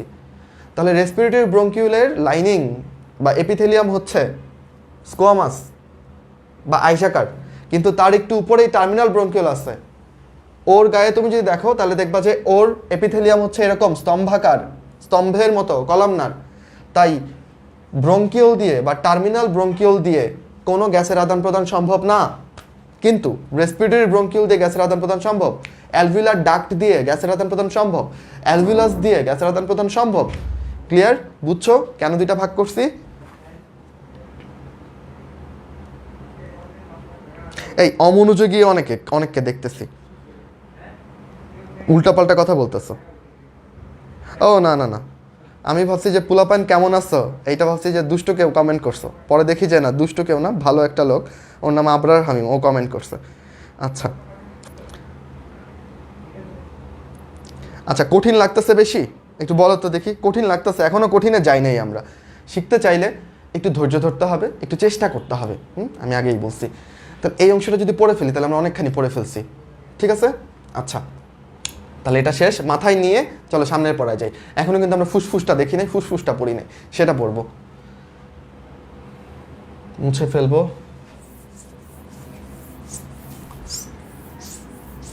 আশা করি এটা তোমরা নোট করে ফেলছো। আবার ধরবো কিন্তু আমি ক্লাস শেষে, দেখবো কতখানি মাথায় আছে। এবং যারা বিজয়ী হতে চায় তারা কিন্তু শেষ পর্যন্ত থাকবে, কারণ তোমার মনে হচ্ছে হয়তো বা এই চ্যাপ্টারে কিছু নাই, আসলে অনেক কিছু আছে। একটা মারপেজ দেওয়া প্রশ্ন পরীক্ষাতে আসলে তোমার কনসেপ্ট ক্লিয়ার থাকলে তুমি পারবা। আর যদি খালি মনে হয় যে না সোজা চ্যাপ্টার এমনিই পারবো, তাহলে দেখবো আর পারতেছো না। আচ্ছা, কী রে ভাই? ওকে, দেন ফুসফুস নিয়ে পড়বো আমরা, তাই না? আচ্ছা, এইটা কি? রঙিন দেখা যাচ্ছে সব কিছু, এইটা ফুসফুস। ফুসফুসের মধ্যে অনেক ভাগ আছে, সেই ভাগগুলোকে আলাদা আলাদা রং করে আমি তোমাকে দেখিয়েছি। এখন একটা ধরো, আমাদের পরীক্ষাগুলো খুব চ্যালেঞ্জিং, বুঝছো? ফার্স্ট ইয়ারে ম্যাডাম তো পরীক্ষার হলে তোমাকে বলবে এই ফুসফুসটা নাও, একটা ফুসফুস নাও। সো ফুসফুসটা নিয়ে তোমাকে ধরতে হবে, তারপর ডেসক্রাইব করতে হবে, এটা এটা এটা ম্যাডাম তারপর প্রশ্ন করবে এটা দেখাও, ওইটা দেখাও, ওইটা দেখাও, তোমাকে আঙুল দিয়ে দেখাইতে হবে। আচ্ছা, তো ধরো ম্যাডাম তোমাকে বললো যে ডান ফুসফুসটা নাও, হ্যাঁ, বা বাম ফুসফুসটা নাও, তখন আমাদেরকে কি করতে হয়? আচ্ছা, হামিম কষ্ট পাইছিস? আচ্ছা, আমি মনটাই মদিছে ভাইয়া, ক্লাসে বুঝতেছি না, একটু সমস্যা মানে কি বলে একটু ধৈর্য ধরতে হবে, যারা বুঝতে পারতেছো না একটু ধৈর্য ধরলেই পরের পড়া বুঝে যাবে। আমরা নতুন টপিক শুরু করতেছি, এখন বুঝতে পারবো আই হোপ, হ্যাঁ যদি কেউ বুঝে না থাকো। আচ্ছা, হুট করে আসলে তো বুঝতে পারবো না, হুট করে চলে গেলেও কিন্তু বুঝতে পারবো না, তো থাকো। দেখো এইটা মনে করো ট্রাকিয়া, ঠিক আছে, এরপর তো ব্রঙ্কাস ঢুকে গেল। আচ্ছা, এটা আমাদের ডান পাশের, এটা আমাদের বাম পাশের, রাইট লেফট। দেখো প্রত্যেকটা লাঙে তিনটা ভাগ, রাইট লাঙে দেখো তিনটা ভাগ আছে, তোমরা দেখতে পারতেছো কিনা, আমি কিন্তু স্পষ্ট দেখতেছি। এই যে দাগগুলো খেয়াল করো, দেখছো এই বরাবর একটা দাগ গেছে, তাহলে উপরেরটা একটা ভাগ, এই যে মাঝখানে একটা ভাগ, এইটা একটা ভাগ। তাহলে ডান ফুসফুসে বড় বড় খণ্ড আছে কয়টা? তিনটা। এদেরকে আমরা লোব নামে ডাকতেছি। লোব মানে বড় খণ্ড। লোব কয়টা রে? তিনটা। আর বাম ফুসফুসে দেখো তো খণ্ড কয়টা, তোমরা দেখে জানাও। দেখো এখানে কালো দাগ একটাই আছে, তাই না? তাহলে বাম ফুসফুসে খণ্ড হচ্ছে দুইটা, লোব হচ্ছে দুইটা। ওকে, এখন এই লোভগুলো আসলে কেমন, বাস্তবে এই লোভগুলো কেমন? আমি যখন পড়ছিলাম, আমি তো আগে, আমাদের সময় তো আমরা অনেক আগে, আমাদের এত ভালো করে মাল্টিমিডিয়া ক্লাস কেউ নেয় নাই, আমাকে কেউ দেখায়ও নাই। আমি ভাবতাম এগুলো বোধহয় ভেতরে ভেতরে আছে, উপর থেকে বোধহয় বোঝা যায় না। ব্যাপারটা আসলে একদমই সেরকম না। তুমি কিন্তু বাইরে থেকে এই লোভগুলোকে আলাদা করতে পারবা, বুঝছো? এটা কিন্তু একদম ক্লিয়ার ডিমার্কেশন, খুব সুন্দর করে বোঝা যায়। আমার কাছে ভিডিও ছিল, বাট আনফর্চুনেটলি ভিডিও প্লে হচ্ছে না, তাই তোমাদের দেখাতে পারতেছি না। তবুও যদি তোমাদেরকে একটু দেখি এই ছবিটা বোঝা যায় কিনা। এই দেখো, এটা মোটামুটি একটু রিয়েলিস্টিক ছবি। এই যে এইটার এখানে দেখো, একদম ভাঁজটা তুমি বুঝতে পারবা, বুঝছো? তো আমাদের মেডিকেলে যখন বলে ডান ফুসফুসটা নাও, তখন আসলে ফুসফুস চেনার উপায় হচ্ছে এই এই অংশটা দেখে, এই ব্রঙ্কাসের অংশটা দেখে, আমাদের মেডিকেলের জন্য আর কি। কিন্তু বাচ্চারা চুরামি করে, বাচ্চারা হচ্ছে যে এই যে ফুসফুসের লোভ দেখে চিনে ফেলতে চায়। কিন্তু আমাদের স্যার ম্যাডামরা তো, ওনারা তো মেডিকেল পাস করে আসছেন, ওনারা তো জানেন আমরা কি করি আসলে। ওনারা কি করেন, বাম ফুসফুসে তো লোভ দুইটা, এটা দেখে তো পোলাপান চিনে ফেলে এটা বাম, তাই বাম ফুসফুসটা কেটে তিনটা লোভ বানায় রাখে, হ্যাঁ, যাতে পোলাপান যদি কেউ এই হাইলামটা না দেখে, যদি খালি লোভ দেখে সে চিনার ভান ধরে, তাহলে যেন তাকে আইডেন্টিফাই করা যায় এবং তাকে সুন্দর করে ফেল দেওয়া যায়, বুঝছো? সো অনেক ফাঁদ পাতা থাকে। রবীন্দ্রনাথের কবিতার মতো করে বলতে হয়, প্রেমের ফাঁদ পাতা ভুবনে, কে কোথায় ধরা পড়ে কে জানে। মেডিকেলেও এরকম অসংখ্য ফাঁদ পাতা থাকে, তুমি ফাঁদে পা দিবা তো মরছো।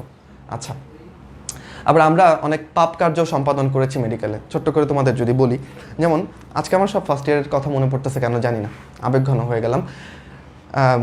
আমাদের যেমন ধরো টেস্টিস বা শুক্রাশয়, যেটা শুধুমাত্র ছেলেদের থাকে, মেয়েদের থাকে না। দুইটা শুক্রাশয় থাকে, ডান এবং বাম। কাহিনী হচ্ছে দুইটাকে চেনা খুব ডিফিকাল্ট কাজ, যে কোনটা রাইট আর কোনটা লেফট। আর পরীক্ষার হলে এক্সট্রা প্রেশারে আরও চেনা যায় না। তো ম্যাডাম বললো যে এইটা কী ধরনের টেস্টিস, তুমি বললা এটা রাইট, আসলে তুমি বলছো লেফট, তাহলে তো খুব ঝামেলা। তো আমরা যেটা করতাম, পরীক্ষার আগের দিন রিসোর্সে যত টেস্টিস আছে এগুলো দেখতে চাইতাম। মনে করো যে এখানে 10টা টেস্টিস আছে, এই 10টার মধ্যে মনে করলাম যে আমরা 7টা রাইট খুঁজে পাইছি, 3টা লেফট খুঁজে পাইছি। এই 3টা লেফট টেস্টিসকে গায়েব করে দেওয়া হতো। তাহলে কালকে যে পরীক্ষা নেওয়া হবে, এখানে 7টাই হচ্ছে রাইট টেস্টিস, বুঝছো? তাহলে এরপর আর প্যারা নেই, যে ম্যাডামের সামনে টেস্টিস ধরে কনফিডেন্সের সাথে ম্যাডাম দিস দ্য ভিসার অফ রাইট টেস্টিস, ম্যাডামরা ইমপ্রেসড, আমরাও খুশি, সব কিছু ভালো হয়ে যেত। আচ্ছা,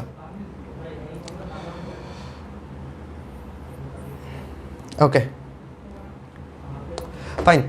আচ্ছা, পাপ কার্য স্বীকার করতেছি যেন আল্লাহ গুনাহ না দেয়।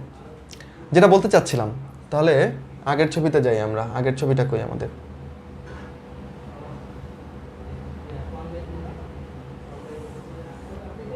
এই আগের ছবি হারিয়ে গেল কেন? এই তো। সো লোভ শিখে ফেললাম। এবার দেখো লোভের মধ্যেও, এই যে দেখো এই উপরের লোভের মধ্যে আবার দেখো 3টা রং করা আছে, এগুলোকে আমরা কি বলতেছি? সেগমেন্ট, বুঝছো? তাহলে লোভের মধ্যেও আরও কিছু ভাগ আছে, ওদেরকে বলি সেগমেন্ট।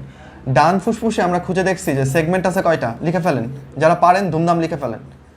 ডান ফুসফুসে সেগমেন্ট আছে হচ্ছে 10টা, আর বাম ফুসফুসে সেগমেন্ট কয়টা বলেন? বাম ফুসফুসের সেগমেন্ট হচ্ছে 8টা। বামটা একটু ছোট, তোমরা বুঝে ফেলছো তাই না? আচ্ছা, সেগমেন্টের থেকেও ছোট কিছু আছে ভাই। এই যে ধরো আমি যদি দেখাই, এটা তো একটা সেগমেন্ট, রাইট? এই দেখো এটা একটা সেগমেন্ট। এই সেগমেন্টের মধ্যে আরও ছোট ছোট খণ্ড আছে, এদেরকে কি নামে ডাকবো? ওই যে এরা লোবের ছোট ভাই, তাই এদেরকে আমরা কি বলবো? লোবিওল, বুঝছো? লোবিওল, লোবিওল।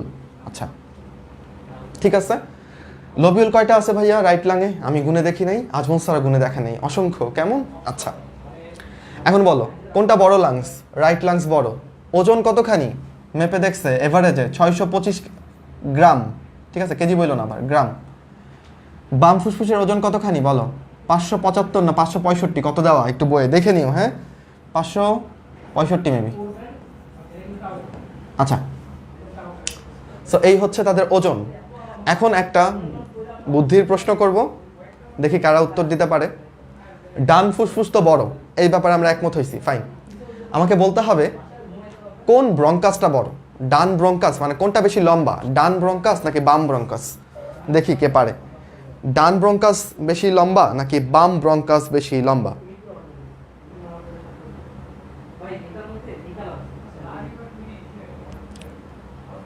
কমেন্ট আসতে এত দেরি হয় কেন তোমাদের?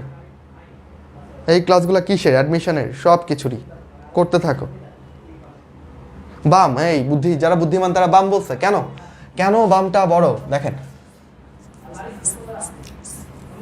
কারণ আমাদের ট্রাকিয়া তো মাঝ বরাবর আছে, তাই না? ট্রাকিয়া আছে মনে করো মাঝ বরাবর। এখন ডান ফুসফুসটা বড় হওয়ায় সে তো বুকের পাশ থেকে ট্রাকিয়ার খুব কাছাকাছি চলে আসে, তাই না? এই জন্য ডান ব্রঙ্কাসটা হয় মোটা এবং ছোট। কিন্তু বাম ফুসফুসটা তো ছোট, সে বুকের এক পাশটায় চেপে থাকে। ওর পর্যন্ত পৌঁছাইতে হইলে বাম ব্রঙ্কাসটাকে কি হতে হয়? একটু লম্বা হতে হয় আর একটু চিকনা হতে হয়, বুঝছো? তার মানে আমরা দেখলাম যদিও ডান ফুসফুস বড়, কিন্তু তার কাছে পৌঁছাইতে যে প্রাইমারি ব্রঙ্কাসটা আছে সেটা ছোট এবং মোটা। বাম ফুসফুস ছোট, কিন্তু তার কাছে পৌঁছানোর জন্য যে বাম ব্রঙ্কাসটা আছে সেটা কিন্তু লম্বা এবং চিকন, ঠিক আছে? আচ্ছা, খুব ভালো কথা এই পর্যন্ত। এবার বলেন ফুসফুসের আবরণের নাম কি? প্লিউরা, তাই না? ফুসফুসের আবরণের নাম হচ্ছে প্লিউরা। প্লিউরার কয়টা লেয়ার? 2টা লেয়ার। আমি যদি দেখাই তোমাদেরকে, আচ্ছা এটা শেষ মোটামুটি। আচ্ছা আরেকটা জিনিস দেখাই দিই, প্লুরাতে পরে যাচ্ছি, আমাকে বলবা। এগুলো মুছে ফেলি। ওকে, বলো এটা কি আঁকলাম? ট্রাকিয়া। এটার নাম কি বলো? প্রাইমারি ব্রঙ্কাস, তাই না? এবার দেখো প্রাইমারি ব্রঙ্কাস কয়টা ভাগে ভাগ হচ্ছে? 3টা ভাগে। এদের নাম কি দিবা? সেকেন্ডারি ব্রঙ্কাস না? প্রাইমারি ব্রঙ্কাস থেকে যেটা ভাগ হলো সেটা সেকেন্ডারি ব্রঙ্কাস। প্রশ্ন হচ্ছে সেকেন্ডারি ব্রঙ্কাস কিসের মধ্যে বাতাস নিয়ে যাচ্ছে? উত্তর হচ্ছে লোবের মধ্যে বাতাস নিয়ে যাচ্ছে। 3টা সেকেন্ডারি ব্রঙ্কাস 3টা লোবে বাতাস নিয়ে আসতেছে। তাহলে বলো সেকেন্ডারি ব্রঙ্কাসের অন্য নাম কি দেওয়া যায়? বলো, লোবার ব্রঙ্কাস। তাহলে আমরা যেটাকে একটু আগে সেকেন্ডারি ব্রঙ্কাস শিখে আসলাম, যেটাকে একটু আগে সেকেন্ডারি ব্রঙ্কাস শিখে আসছি, সেটার আরেক নাম হচ্ছে লোবার ব্রঙ্কাস। লোবে যেহেতু সে বাতাস নিয়ে যাচ্ছে, ক্লিয়ার এটুকু? Lobar bronchus, fine. আচ্ছা, এরপর এই যে এই লোবার ব্রঙ্কাসটা, সেটা আবার আরও ভাগ হবে না? এই যে হলো একটা, তারপর মনে করো এইখানে একটা গেল আর এইখানে একটা আসলো। এই ভাগগুলোকে কি বলতেছি? সেকেন্ডারি ব্রঙ্কাস ভাগ হলে সেটাকে টারশিয়ারি ব্রঙ্কাস বলি। এবার এই টারশিয়ারি ব্রঙ্কাসটা কোথায় বাতাস নিয়ে যাচ্ছে বলো? এটা একটা টারশিয়ারি ব্রঙ্কাস। এটা কোথায় বাতাস নিয়ে যাচ্ছে? দেখো 3টা সেগমেন্টে সে বাতাস নিয়ে যাচ্ছে, তাই না? তাহলে টারশিয়ারি ব্রঙ্কাসের অন্য নাম কি দেওয়া যায়? লিখে ফেলো তোমরা যারা পারো। Segmental bronchus. সেগমেন্টাল, টারশিয়ারি ব্রঙ্কাসের অন্য নাম সেগমেন্টাল ব্রঙ্কাস, ঠিক আছে? আচ্ছা, এগুলো কিন্তু বইয়ে আসছে, খুব কঠিন না, একটু বুঝলে সোজা কিন্তু। আচ্ছা, টারশিয়ারি ব্রঙ্কাসের পরে কি পাই? টারশিয়ারি ব্রঙ্কাস ভাগ হয়ে কি হয় বলো? টারশিয়ারি ব্রঙ্কাস ভাগ হয়ে ব্রঙ্কিওল হয়, তাই না? ব্রঙ্কিওলগুলো কোথায় নিয়ে যাবে? এইখানে লোবিউল আছে না রে, এই লোবিউলগুলোর মধ্যে বাতাস নিয়ে যাবে কে? ব্রঙ্কিওল। তাহলে ব্রঙ্কিওল কোথায় বাতাস নিয়ে যায়? লোবিউলে। ব্রঙ্কিওল, লোবিউল মিল আছে না নামের মধ্যে? Bronchiole, lobule. ব্রঙ্কিওল, লোবিউলে বাতাস নিয়ে যাবে। তাহলে আবার আসো, ট্রাকিয়া বাতাস নিয়ে যাচ্ছে 2টা ফুসফুসেই। প্রাইমারি ব্রঙ্কাস বা প্রিন্সিপাল ব্রঙ্কাস সে যে কোনো একটা ফুসফুসে ঢুকতেছে। সেকেন্ডারি ব্রঙ্কাস ওই ফুসফুসের লোবের মধ্যে বাতাস নিয়ে যাচ্ছে। টারশিয়ারি ব্রঙ্কাস লোবের মধ্যে যে সেগমেন্ট থাকে সেখানে বাতাস নিয়ে যাচ্ছে। ব্রঙ্কিওল সেগমেন্টের মধ্যে যে লোবিউল থাকে সেখানে বাতাস নিয়ে যাচ্ছে। আল্লাহ জানে তোমাদের মাথার অবস্থা কি, বুঝতেছো?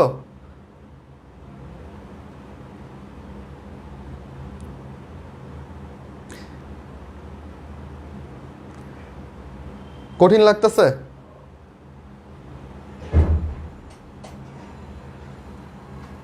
পড়লে সোজা হয়ে যাবে, হ্যাঁ পড়লে সোজা হয়ে যাবে। আচ্ছা, তাহলে এইটুকু শেষ হলো। আমরা কোথায় যাব বলছি? আচ্ছা, আমরা আরেকটা নিয়ে কথা বলে নিই, আরেকটা জিনিস নিয়ে। এইটাও আজমল স্যারের বইয়ে নাই, কিন্তু এইগুলো পরীক্ষাতে আসে। হ্যাঁ, আমি একটু বলে দিতেছি। এখন জানি আমার জন্য আমার প্রতি তোমার গালি আসতে পারে, এত কেন পড়াইতেছেন, কিন্তু পরীক্ষাতে যখন পাবা তখন আমাকে থ্যাংক ইউ দিব, আমি জানি। আসো, তোমার ফুসফুসের ধারণ ক্ষমতা কত জানো? আচ্ছা, আগে আসো। তুমি এই যে নর্মালি এতক্ষণ ধরে আমার সাথে ক্লাস করতেছো, তুমি শ্বাস প্রশ্বাস নিতেছো না? আচ্ছা, আদান প্রদান করতেছো না? করতেছো। আচ্ছা, আমাকে বলো দেখি যে প্রত্যেকবার শ্বাস প্রশ্বাসে কতখানি বাতাস তোমার ফুসফুসে ঢুকতেছে আর কতখানি বেরোচ্ছে, জানো? দেখো, তুমি যখন অবচেতন মনে শ্বাস প্রশ্বাস নিচ্ছ, তখন প্রত্যেকবার 500 ml, হাফ লিটার বাতাস তোমার ফুসফুসে ঢুকতেছে আর 500 ml বাতাস ফুসফুস থেকে বেরোয় যাচ্ছে। সোজা পড়া কিন্তু। তাহলে এই 500 ml-কে আমরা কি বলতেছি জানো? এই যে স্রোতের মতো 500 ml ঢুকলো, স্রোতের মতো বেরোয় গেল নর্মালি, এইটাকে আমরা বলি টাইডাল ভলিউম। ঠিক আছে? এটাকে কি বলি বলো? Tidal volume.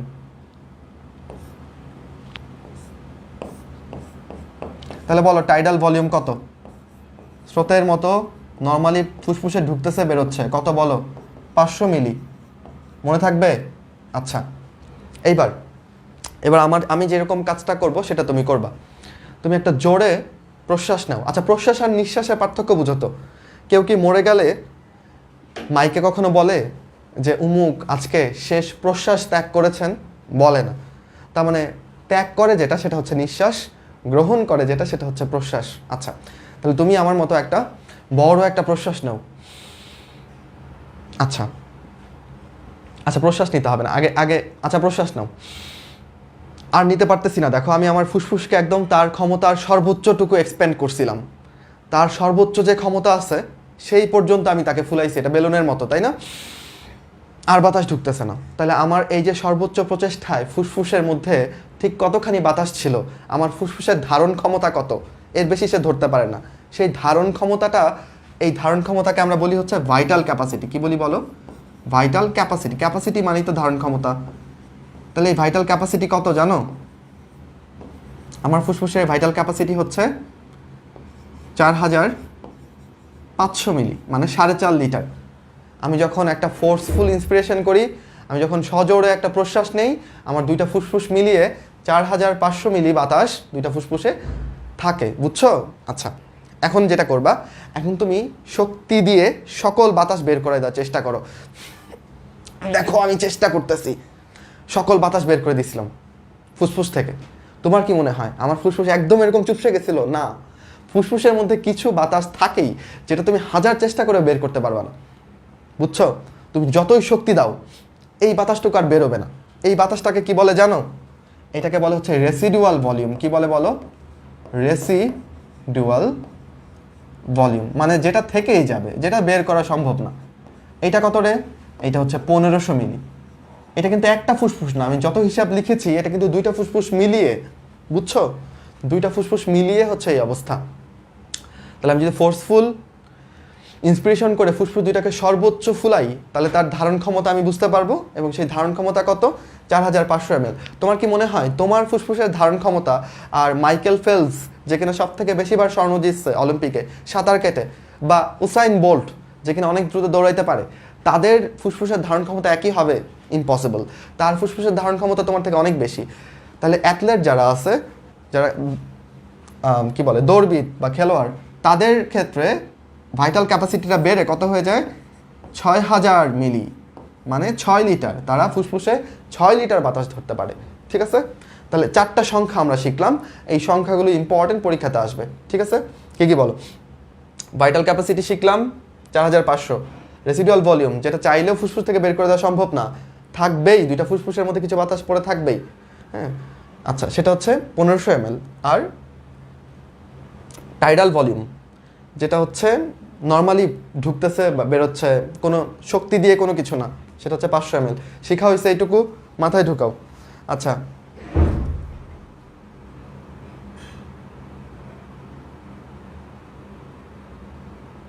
তার মানে বাতাস নিয়ে ওজন করলে আমি ওজন বেড়ে যাবে। তোমার কি ওজন কম? ওজন কম হলে ভালো মতো খাওয়া দাওয়া করো। হ্যাঁ, বাতাস নিয়ে জোর করে ওজন বাড়িয়ে কি করবা? আচ্ছা,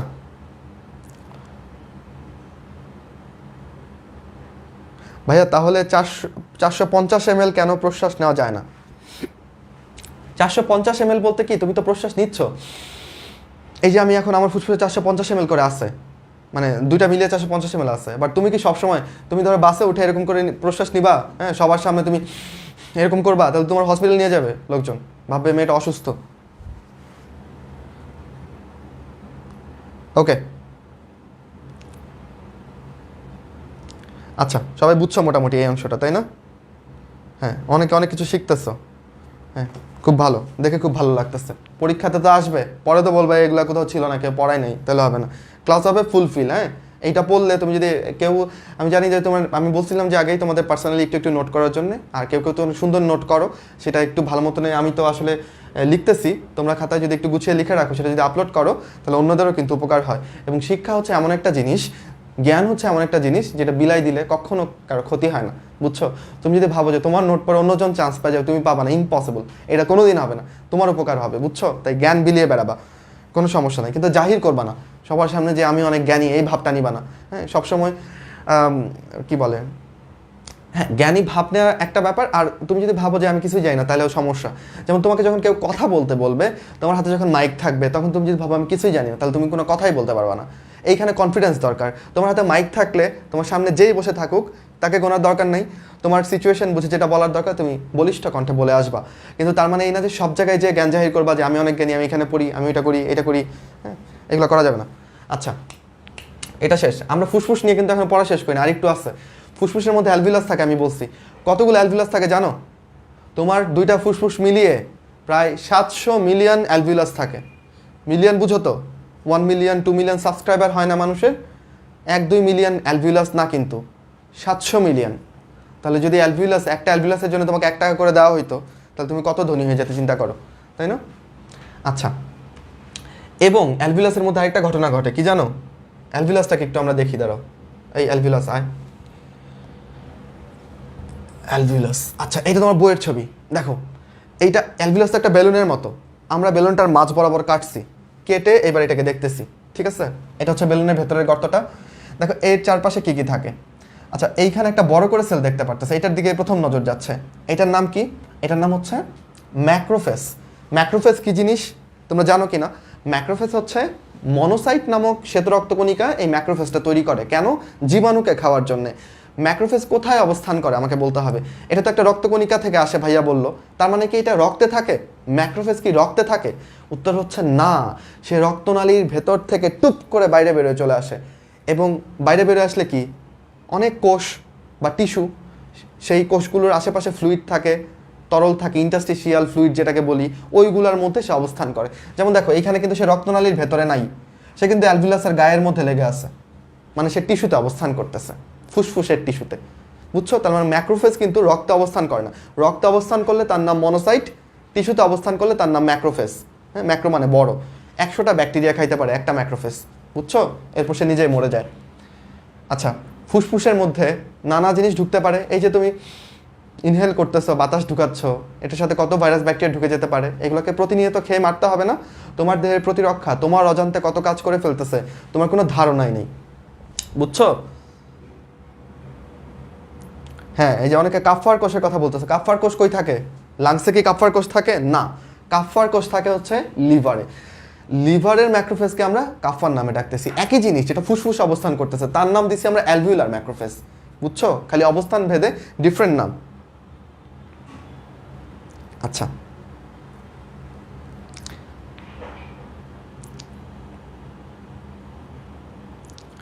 ওকে,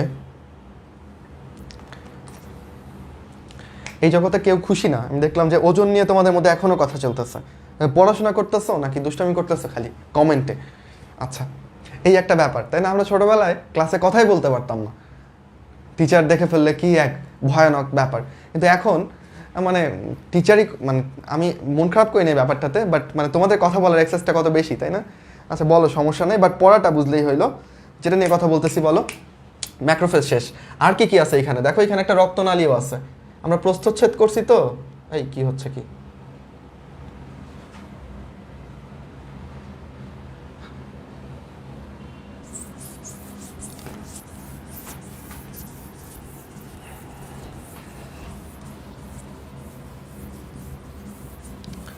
ওফ, এটা মুছতে মুছতে মনে হচ্ছে জীবনটা খুব কঠিন। আচ্ছা আর কি কি আছে দেখো, এখানে একটা সবুজ রঙের কোষ দিচ্ছে, এটার নাম কি কে বলতে পারবে? এখানে লেখা আছে সারফেক্টেন্ট ক্ষরণকারী কোষ। এই কোষটার নাম হচ্ছে, আচ্ছা এটাতে পরে আসতেছি দাঁড়াও, আমরা আগে রক্তনালীটা দেখাই। দেখো অ্যালভিলাসের পাশে যে রক্তনালী থাকে, এই যে একটা রক্তনালী, বুঝছো? আর অ্যালভিলাসের মধ্যে যে আইসাকার এপিথেলিয়াম থাকে সেটা কোনটা? এই যে এটা। এই ছবি কি পরীক্ষাতে আসবে? না, এটা পরীক্ষাতে আঁকতে হবে না, বাট তবুও বইয়ের ছবিটাই দেখিয়ে দিচ্ছি। এই দেখো এইটাও একটা রক্তনালী, এই জন্য লাল করে দিচ্ছে। কৈশিক নালিকা, শ্বেত রক্তকণিকা হাবিজাবি শেষ। আচ্ছা এইটার নাম কি? এইটাকে আমরা বলতেছি সেপ্টাল কোষ। এইটা ইম্পর্টেন্ট, এটা খুব ইম্পর্টেন্ট। কি নাম বলো? Septal cell. আরেকটা নাম কি ভাইয়া? আরেকটা নাম হচ্ছে type 2 alveolar cell. Type 2 alveolar cell, মনে থাকবে? Type 2 alveolar cell. কি কাজ ভাইয়া এর? ও একটা কেমিক্যাল ক্ষরণ করে, সেটার নাম কি? সারফ্যাক্টেন্ট। সারফ্যাক্টেন্ট। আচ্ছা এই সারফেক্টেন্ট শুনলেই আমার প্রথম মাথায় কোন শব্দটা চলে আসে? সারফেক্সেলের কথা চলে আসে মাথায়, বুঝছো? এখন বলো সারফেক্সেল কি ডিটারজেন্ট জাতীয় না? সারফেক্সেল একটা ডিটারজেন্ট না? তাহলে সারফেক্টেন্ট কি? সেও একটা ডিটারজেন্ট, বুঝছো? তাহলে সারফেক্টেন্ট এটাও একটা ডিটারজেন্ট জাতীয় পদার্থ। এখন যেটা পড়াইতেছি পরীক্ষাতে আসবে সারফেক্টেন্ট নিয়ে, তাই মনোযোগ দিয়ে দেখেন। ডিটারজেন্ট, ওকে। ও প্লুরাটা পড়ানো হয়নি, প্লুরা নিয়ে একটু কথা বলতে হবে। আচ্ছা ভুলে গেছিলাম। ডিটারজেন্ট জাতীয় পদার্থ, এটার কি কাজ? এটার 4টা থেকে 5টা কাজ আছে, লিখে দিচ্ছি। দেখেন এটার নামেই হচ্ছে সারফেক্টেন্ট, মানে সারফেস টেনশন কমানো। সারফেস টেনশন মানে কি জানো? পৃষ্ঠটান। দেখো তুমি তোমার ফ্লোরে 1 ফোঁটা পানি ফেলে দাও, পানিটার আকৃতি কেমন হবে? ত্রিভুজ আকৃতির, চতুর্ভুজ আকৃতির, নাকি গোল্লাকৃতির? গোল্লাকৃতির হবে না? পানি কেন গোল্লাকৃতির হয় জানো? কারণ পানি চায় কম জায়গা দখল করতে। কত ভালো তাই না? পানি অনেক ভালো। এই দেখো আমরা যখন প্রথম মেডিকেলে গেলাম, আমাদেরকে জায়গা দেওয়া হলো একটা গণরুমে, মস্ত বড় রুম, হ্যাঁ অনেক বড়, তোমাদের কল্পনার থেকেও। 90টা ছেলে আমরা একটা রুমে থাকতাম। আমাদের সময় গণরুমে কালচারটা ছিল, এখন নাই। এখন যারা ঢাকা মেডিকেলে আসবা আর গণরুম নাই, তো আমরা এখানে 2 মাসের মতো ছিলাম। আচ্ছা ওইখানে যেটা হতো, আমাদের একটা বেড ছিল, আমাদের একটা ছোট্ট টেবিল ছিল, একটা ওয়ার্ড্রপ ছিল আর কি। তো জায়গায় মোটামুটি জায়গা আর কি, অত জায়গা নাই। তো এক রোতে অনেকেই ছিল, তো জায়গা নিয়ে মোটামুটি একটু কাড়াকাড়ি হতো। তো আমি দেখতাম রাত্রেবেলা, মানে আমি সকালবেলা উঠে দেখতাম যে আমার টেবিলটা একটু চেপে গেছে বেডের কাছাকাছি, আরও আমার জায়গাটা আরও সংকুচিত হয়ে গেছে। আমার বুঝতে বাকি থাকতো না যে আমার পাশের বন্ধুটা একটু চাপাই দিচ্ছে। ও যখন ঘুমাইতো তখন আমি যেটা করতাম, আমি ওর বেডটা একটু ঠেলা মারতাম, আমি আবার জায়গা করে নিতাম। তা আমরা হচ্ছে এরকম, তাই না? নিজের একটু জায়গা চাই, একটু না বেশি জায়গা চাই। কিন্তু পানি কত ভালো দেখো, পানি সবসময় কম জায়গা দখল করে। কেন? কারণ পানির আছে পৃষ্ঠটান, আমার কাছে পৃষ্ঠটান নাই, বুঝছো? পানি এই জন্যেই, দেখো পৃষ্ঠটান জিনিসটা কি। আচ্ছা এখন তো পৃষ্ঠটানে যাবো না আমরা, কারণ অনেক বড় হয়ে যাবে। গ্লাসে পানি রাখলে দেখবে গ্লাসের পানির তলটা দেখবে এরকম একটু উঁচু হয়ে আছে, তাই না? টান টান হয়ে আছে, ওর সারফেসটা একটু টান টান হয়ে আছে। সো এই পৃষ্ঠ টানটা যদি থাকতো, তাহলে আমাদের ফুসফুসকে প্রসারিত এবং সংকুচিত হইতে বেশি কষ্ট করতে হতো, বুঝছো? আমাদের ফুসফুসের মধ্যে তো জলীয় অংশ আছে, এখানে যদি পৃষ্ঠটানটা বিরাজ করতো তাহলে আমাদের ফুসফুসকে বেশি কষ্ট করতে হতো। সেই কষ্টটা কমিয়ে দিচ্ছে সারফেক্টেন্ট। তার মানে ও সারফেস টেনশন বা পৃষ্ঠটানকে কমাচ্ছে, দ্যাটস ওয়াই ওর নাম সারফেক্টেন্ট। তাহলে এর কাজের পয়েন্ট হিসেবে আমরা কি পেলাম বলো? ও কি করে? পৃষ্ঠটান কমায়। প্রথম কাজ পৃষ্ঠটান কমায়। এতে করে কি লাভ হয়? সংকোচন প্রসারণ সহজে হয়, তাই না? সংকোচন প্রসারণ সহজ করে। বইয়ে গুছানো নাই তাই লিখে নিতে পারো, সংকোচন প্রসারণ সহজ হয়। আচ্ছা 3 নাম্বার, ফুসফুসকে চুপসে যেতে দেয় না। ফুসফুস কখনোই একদম চুপসে যায় না, এটা তো বেলুনের মতো ফুসফুসটা, এটা কখনো একদম চুপসে যায় না। কেন? কারণ এখানে সারফেক্টেন্ট থাকে, চুপসে যায় না ফুসফুস সারফেক্টেন্টের জন্য। আর কি কাজ করে? গ্যাসের আদান প্রদান সহজ করে। ফুসফুসের অ্যালভিউলাসে তো অক্সিজেন কার্বন ডাইঅক্সাইড আদান প্রদান হবে, তাই না? তো সেটা ইজি করে, গ্যাসের আদান প্রদান সহজ, আদান প্রদান সহজ করে, করুক। 5 নম্বরে আসো। আর কি করে? জীবাণু যে ঢুকতেছে, জীবাণুকে মারার কাজ যেরকম অ্যালভিউলার ম্যাক্রোফেজের, একইভাবে জীবাণু ধ্বংস করার কাজ সারফেক্টেন্টেরও। তাহলে জীবাণু ধ্বংস করে, জীবাণু ধ্বংস করে, ঠিক আছে? এইগুলো হচ্ছে আমাদের সারফেক্টেন্টের কাজ। আচ্ছা এইটা ভাইয়া কখন ক্ষরণ হওয়া শুরু হয়? এটা পরীক্ষাতে আসবে। এইটা কখন খরিত হয়? দেখো এইটা খরিত হয় হচ্ছে বাচ্চা বয়সে। কত বাচ্চা বয়সে? 23 সপ্তাহ। মায়ের গর্ভে যখন আমাদের বয়স 23 সপ্তাহ, তখন এই সারফেক্টেন্ট ক্ষরণ হওয়া শুরু হয়, বুঝছো? বইয়ে আরেকটা লাইন লেখা আছে যে 24 সপ্তাহের আগে কাউকে স্বাধীন অস্তিত্বের গণ্য করা হয় না। এখন এই 23 আর 24-এর মধ্যে মানুষজন উল্টাপাল্টা লাগায়। তাহলে বলো, আমি দুইটা প্রশ্ন করতেছি, তোমরা উত্তর দিবা। আমি প্রশ্ন করলাম সারফেক্টেন্ট ক্ষরণ হওয়া শুরু হয় কবে, উত্তর কি হবে? 23 সপ্তাহ। আমি প্রশ্ন করলাম কত সপ্তাহের আগে মানুষকে স্বাধীন অস্তিত্বের বিবেচনা করা হয় না, উত্তর হবে 24 সপ্তাহ। ক্লিয়ার? গন্ডগোল পাকাবা না। আচ্ছা, স্বাধীন অস্তিত্বের কেন গণ্য করা হয় না? কারণ সারফেক্টেন্ট ছাড়া তুমি বাঁচবা না, তোমার ফুসফুস কাজ করবে না। বুঝছো? আচ্ছা, নামাজের জন্য বিরতি দিব তো? নামাজের আরেকটু দেরি আছে না? আচ্ছা, আর 5 মিনিটে দিয়ে দিচ্ছি নামাজের বিরতি। দাঁড়াও, একটা ইন্টারেস্টিং কথা বলে শেষ করি তোমাদেরকে। সারফেক্টেন্ট তুমি শিখে নিলা, সেটা হচ্ছে যে ধরো তুমি ডাক্তার, তুমি একটা বাবুর ডেলিভারি করাইছো, এইবার বাবুটা মৃত হয়েছে, বুঝছো? কিন্তু রোগীর লোকজন তোমাকে ব্লেম দিচ্ছে যে ডাক্তার ডেলিভারি করতে যে বাচ্চাটাকে মেরে ফেলছে। তাহলে তোমার নামে মামলা করছে তারা কোর্টে। এখন কোর্ট বলছে যে বাচ্চাটা পোস্টমর্টম করে দেখা হোক যে বাচ্চাটা কি আসলে জন্মানোর পর মানে জীবিত অবস্থায় বেরোইছে নাকি মৃত অবস্থায় বেরোইছে। তো এটা কিভাবে করা হয় জানো? দেখো, আমরা যখন মায়ের গর্ভে থাকি তখন আমাদের ফুসফুসগুলো একদম চুপসে থাকে। প্রথমবার যখন আমরা মায়ের গর্ভ থেকে বের হই, আমরা বাতাস নেই এবং আমাদের ফুসফুসগুলো প্রথমবার, জীবনে প্রথমবারের মতো বেলুনের মতো ফুলে উঠে ফুসফুসগুলো। এবং এর জন্যই আমরা কেঁদে উঠি জন্মানোর পরপর, কারণ আমরা এই ইন্সপিরেশনের সাথে অভ্যস্ত না, বুঝছো? এই জন্য বাচ্চা জন্মানোর পরপর কেঁদে দেয়। আচ্ছা, এখন যে বাচ্চাটা মৃত হয়েছে তার পোস্টমর্টমে কী করা হবে? যেমন আমরা 3rd ইয়ারে আমাদের পোস্টমর্টম করানো হয়, পোস্টমর্টম দেখানো হয়, ওইখানে আমরা দেখছি যে একটা ছোটো বাচ্চার পোস্টমর্টম করতে, বুঝছো? আচ্ছা, পোস্টমর্টমের গল্প আরেক দিন, আজকে আর বেশি গল্প করা যাবে না। কিভাবে করবা, কিভাবে জাজ করবা যে ডাক্তার কি নির্দোষ নাকি ডাক্তার দোষী? এটা বইয়ে নাই, লাগবে না কখনো, এমনি গল্প বলতেছি। সেটা হচ্ছে যে বাচ্চার লাংসটাকে তুমি আলাদা করবা বডি থেকে, এরপর সেটা পানিতে ডুবায় দেখতে পারো। যদি সেটা পানিতে ডুবে যায় তার মানে এইটার ভেতরে আগে কখনো বাতাস ঢুকে নাই, বুঝছো? এটার ভেতরে কখনো বাতাস ঢুকে নাই, তার মানে বাচ্চাটা মায়ের গর্ভেই মৃত ছিল। সে একবারের জন্যেও প্রশ্বাস নেয় নাই, তার ফুসফুসে একবারের জন্যও প্রসারিত হয় নাই। তাহলে এখানে ডাক্তারকে দোষ দেওয়া যায় না, তাই না? কিন্তু ধরো বাচ্চাটা জন্মানোর সময় প্রশ্বাস নিচ্ছে, ফুসফুসটা ফুলে উঠছিল, এরপর কোনো কারণে মারা গেছে, তাহলে ফুসফুসটা কিন্তু পানিতে ভাসবে, কারণ সেই ফুসফুসের ভেতরে বাতাস কিন্তু তখন অল্প পরিমাণে থাকবে, বুঝছো?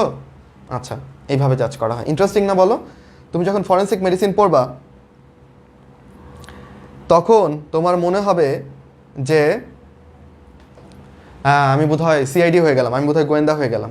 যেমন তুমি যদি আমার সামনে একটা ডেড বডি এনে রাখো যার গলা কাটা, আমি দেখে বলতে পারবো এই গলাটা কি সে নিজে কাটছে নাকি অন্য কেউ কাটছে, কী ধরনের অস্ত্র দিয়ে কাটছে, বুঝছো? এগুলো তো সব তোমাদের শিখাই দেওয়া যাবে না, এগুলো শেখার জন্য মেডিকেলে আসতে হবে, প্যারা খাইতে হবে এবং শিখতে হবে।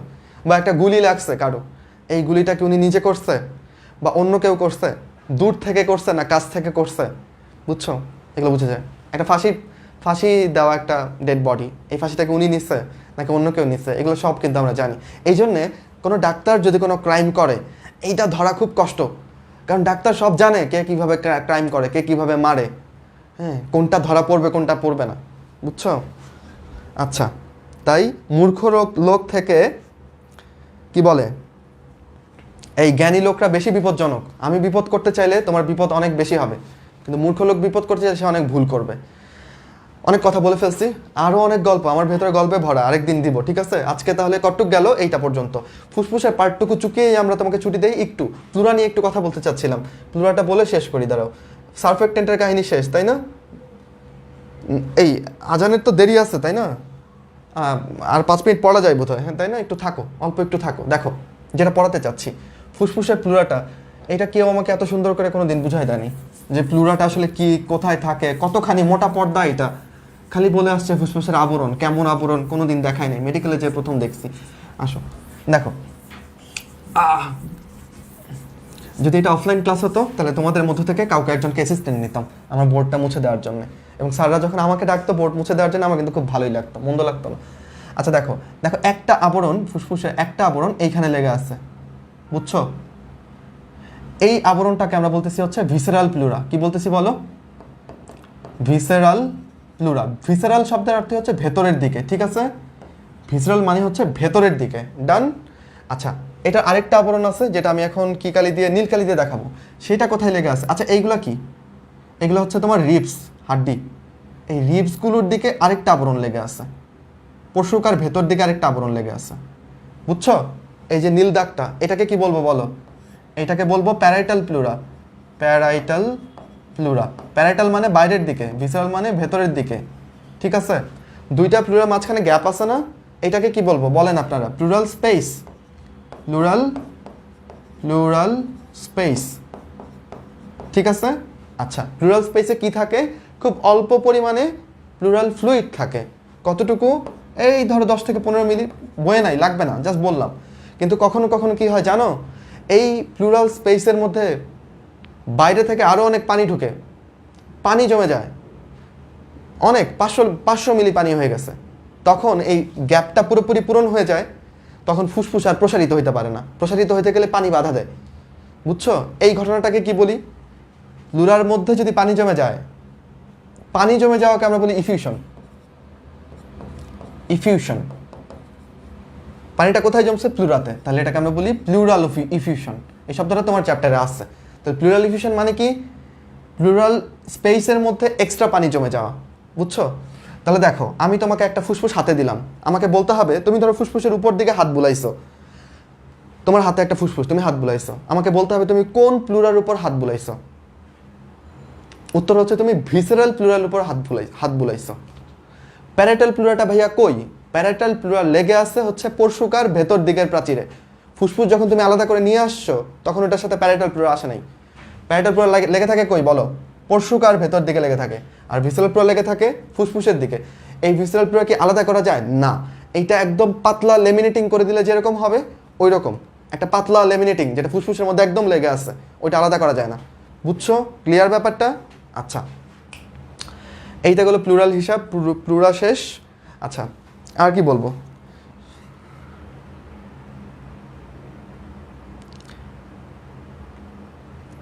হ্যাঁ, এখন বলতেছে ভাই একটা গল্পের ক্লাস নিয়েন, তিশা বলতেছ, ইনশাল্লাহ নিব। আচ্ছা, আমি দাঁড়াও দেখি যে এই শুরুর অংশটা থেকে আমাদের কিছু বাদ পড়লো কিনা, আমি একটু চেক দিই, তোমরা থাকতে থাকো, শেষ করে দিব আমি নামাজের আগে অংশটুকু। মোটামুটি শুরুর অংশটা শেষ। তাহলে আমরা একটু সামারি করি, হ্যাঁ, একটু রিক্যাপ করো যারা শুরু থেকে আসো। কি পড়লাম আমরা বলো? আমরা সম্মুখ নাসাগহ্বর, ভেস্টিভিউল, তারপর নাসাগহ্বর, পশ্চাৎ নাসারন্ধ্র, তারপরে ফ্যারিংস, ল্যারিংস, এগুলো বিস্তারিত, তাই না? এদের দৈর্ঘ্য, nasopharynx, oropharynx, laryngopharynx, epiglottis, vocal cord নিয়ে কথা বললাম আমরা, আলজিব্বা দেখালাম তোমাদেরকে, তাই না? এই সব কিছু পড়লাম। তারপরে আমরা শ্বসন অঞ্চল কোনটুকু, বায়ু পরিবহন অঞ্চল কোনটুকু, সেগুলো শিখলাম। কেন এটা শ্বসন অঞ্চল? কারণ এখানে স্কোয়ামাস এপিথেলিয়াম থাকে বা আইসাকার এপিথেলিয়াম থাকে। কেন এটা বায়ু পরিবহন অঞ্চল? কারণ এইখানে গ্যাসের আদান প্রদান হয় না, ওরা শুধু বাতাসকে পরিবহন করে, সেটার নাম হচ্ছে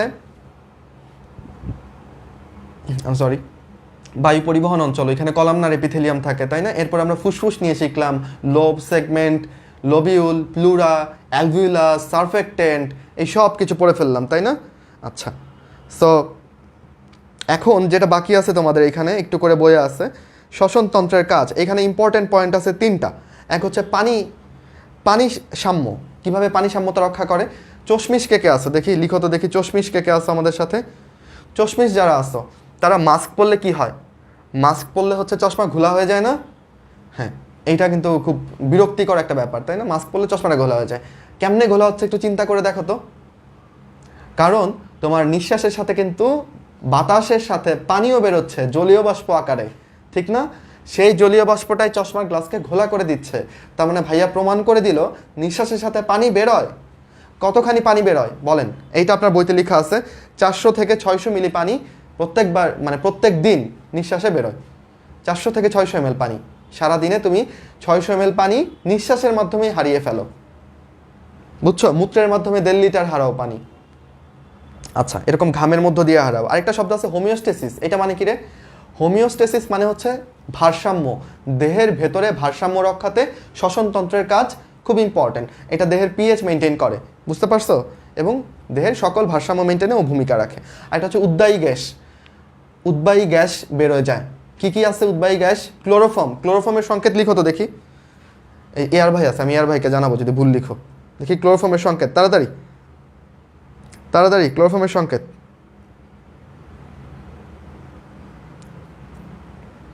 আচ্ছা, তোমাদের আস্তে আস্তে দেরি হয়ে যাবে, আমি লিখি।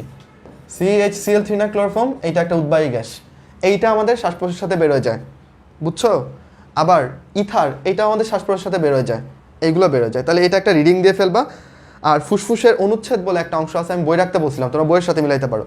এইখানে দেখবা ট্রাবেকুলি নামক একটা শব্দ আছে, এটা ইম্পর্টেন্ট। ট্রাবেকুলি কি? দুইটা অ্যালভিউলাসের মধ্যে একটা পাতলা পর্দা থাকে। অ্যালভিউলাস তো অনেক ছোট ছোট জিনিস, তাই না? দেখানোও যাবে না, এত ছোট। এই ধরো দুইটা অ্যালভিউলাস, চিন্তা করো, এদের মধ্যে একটা যদি পর্দা থাকে, এদের মধ্যে যে আলাদা করা একটা পাতলা পর্দা, একে বোঝানো যাবে না, সেটাকে ট্রাবেকুলি নামে ডাকি। পরীক্ষাতে আসবে ট্রাবেকুলি কোথায় থাকে, অপশন থাকবে হচ্ছে ফুসফুস, কিডনি, ব্রেইন, যকৃত। তুমি কি দাগাবা? তুমি ফুসফুস দাগাবা, ঠিক আছে? আচ্ছা, এরপর তাহলে আমাদের শুরুর অংশটা পড়ে শেষ, ঠিক আছে? এরপর আমরা শুরু করব হচ্ছে প্রশ্বাস এবং নিঃশ্বাস কিভাবে হয় সেটা, বাট সেটা শুরু করব আমরা নামাজের পরে। এবং আমাদের নামাজের ব্রেক থাকবে, এখন বাজে 6:45 বা 6:47, তোমরা জয়েন করবা হচ্ছে আধা ঘন্টা ব্রেক, ঠিক আছে? আশা করি আধা ঘন্টার মধ্যে সবার নামাজ শেষ হয়ে যাবে। 7:15-তে জয়েন করবা। আচ্ছা, আমি এগুলো মুছে দিই, দাঁড়াও। সবাই কিন্তু 7:15-তে চলে আসবা, কারণ এখনও অনেক পড়া বাকি, ভালো পড়াগুলো বাকি। এই চ্যাপ্টারের মোস্ট ইম্পর্টেন্ট সিকিউ এর জন্য যেগুলো দরকার সেগুলো কিন্তু বাকি। এবং আমার সাথে যদি একটু টাইম তুমি ইনভেস্ট করো, তোমার লাভ যেটা হবে, তোমার পড়া হয়ে যাবে, বুঝছো? মনোযোগ দিয়ে থাকলে তোমার কষ্ট করে আর একলা একলা পড়তে হবে না। So join. আচ্ছা, দাঁড়াও, নামাজের বিরতি বাংলা, তোমরা চলে যেতে পারো, সমস্যা নেই।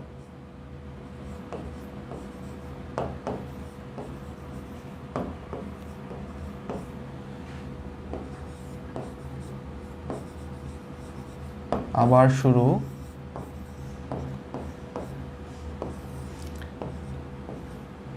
7:20, যাও, আরও সময় দিলাম।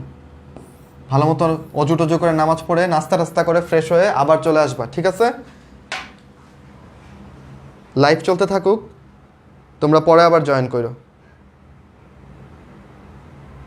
এই CCl4 না তো, অনেকে CCl4 লিখতেছে, এটা তো কার্বন টেট্রাক্লোরাইড।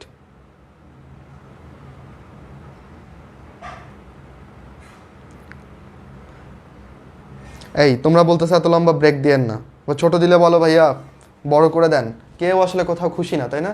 নদীর এপার বলে ছাড়িয়া নিঃশ্বাস, ওই পারেতে সর্বসুখ আমার বিশ্বাস, এরকম হয়ে গেছে। যাও একটু, অনেকক্ষণ ক্লাস করছো, কতক্ষণ হয়ে গেছে আল্লাহ জানে। এই 1 ঘন্টা 15 মিনিট, এখন একটু বিশ্রাম করো, সমস্যা নেই। এরপর আমরা 7:20 থেকে ঠিক 7:20-এ স্টার্ট করবো, হ্যাঁ? ওকে।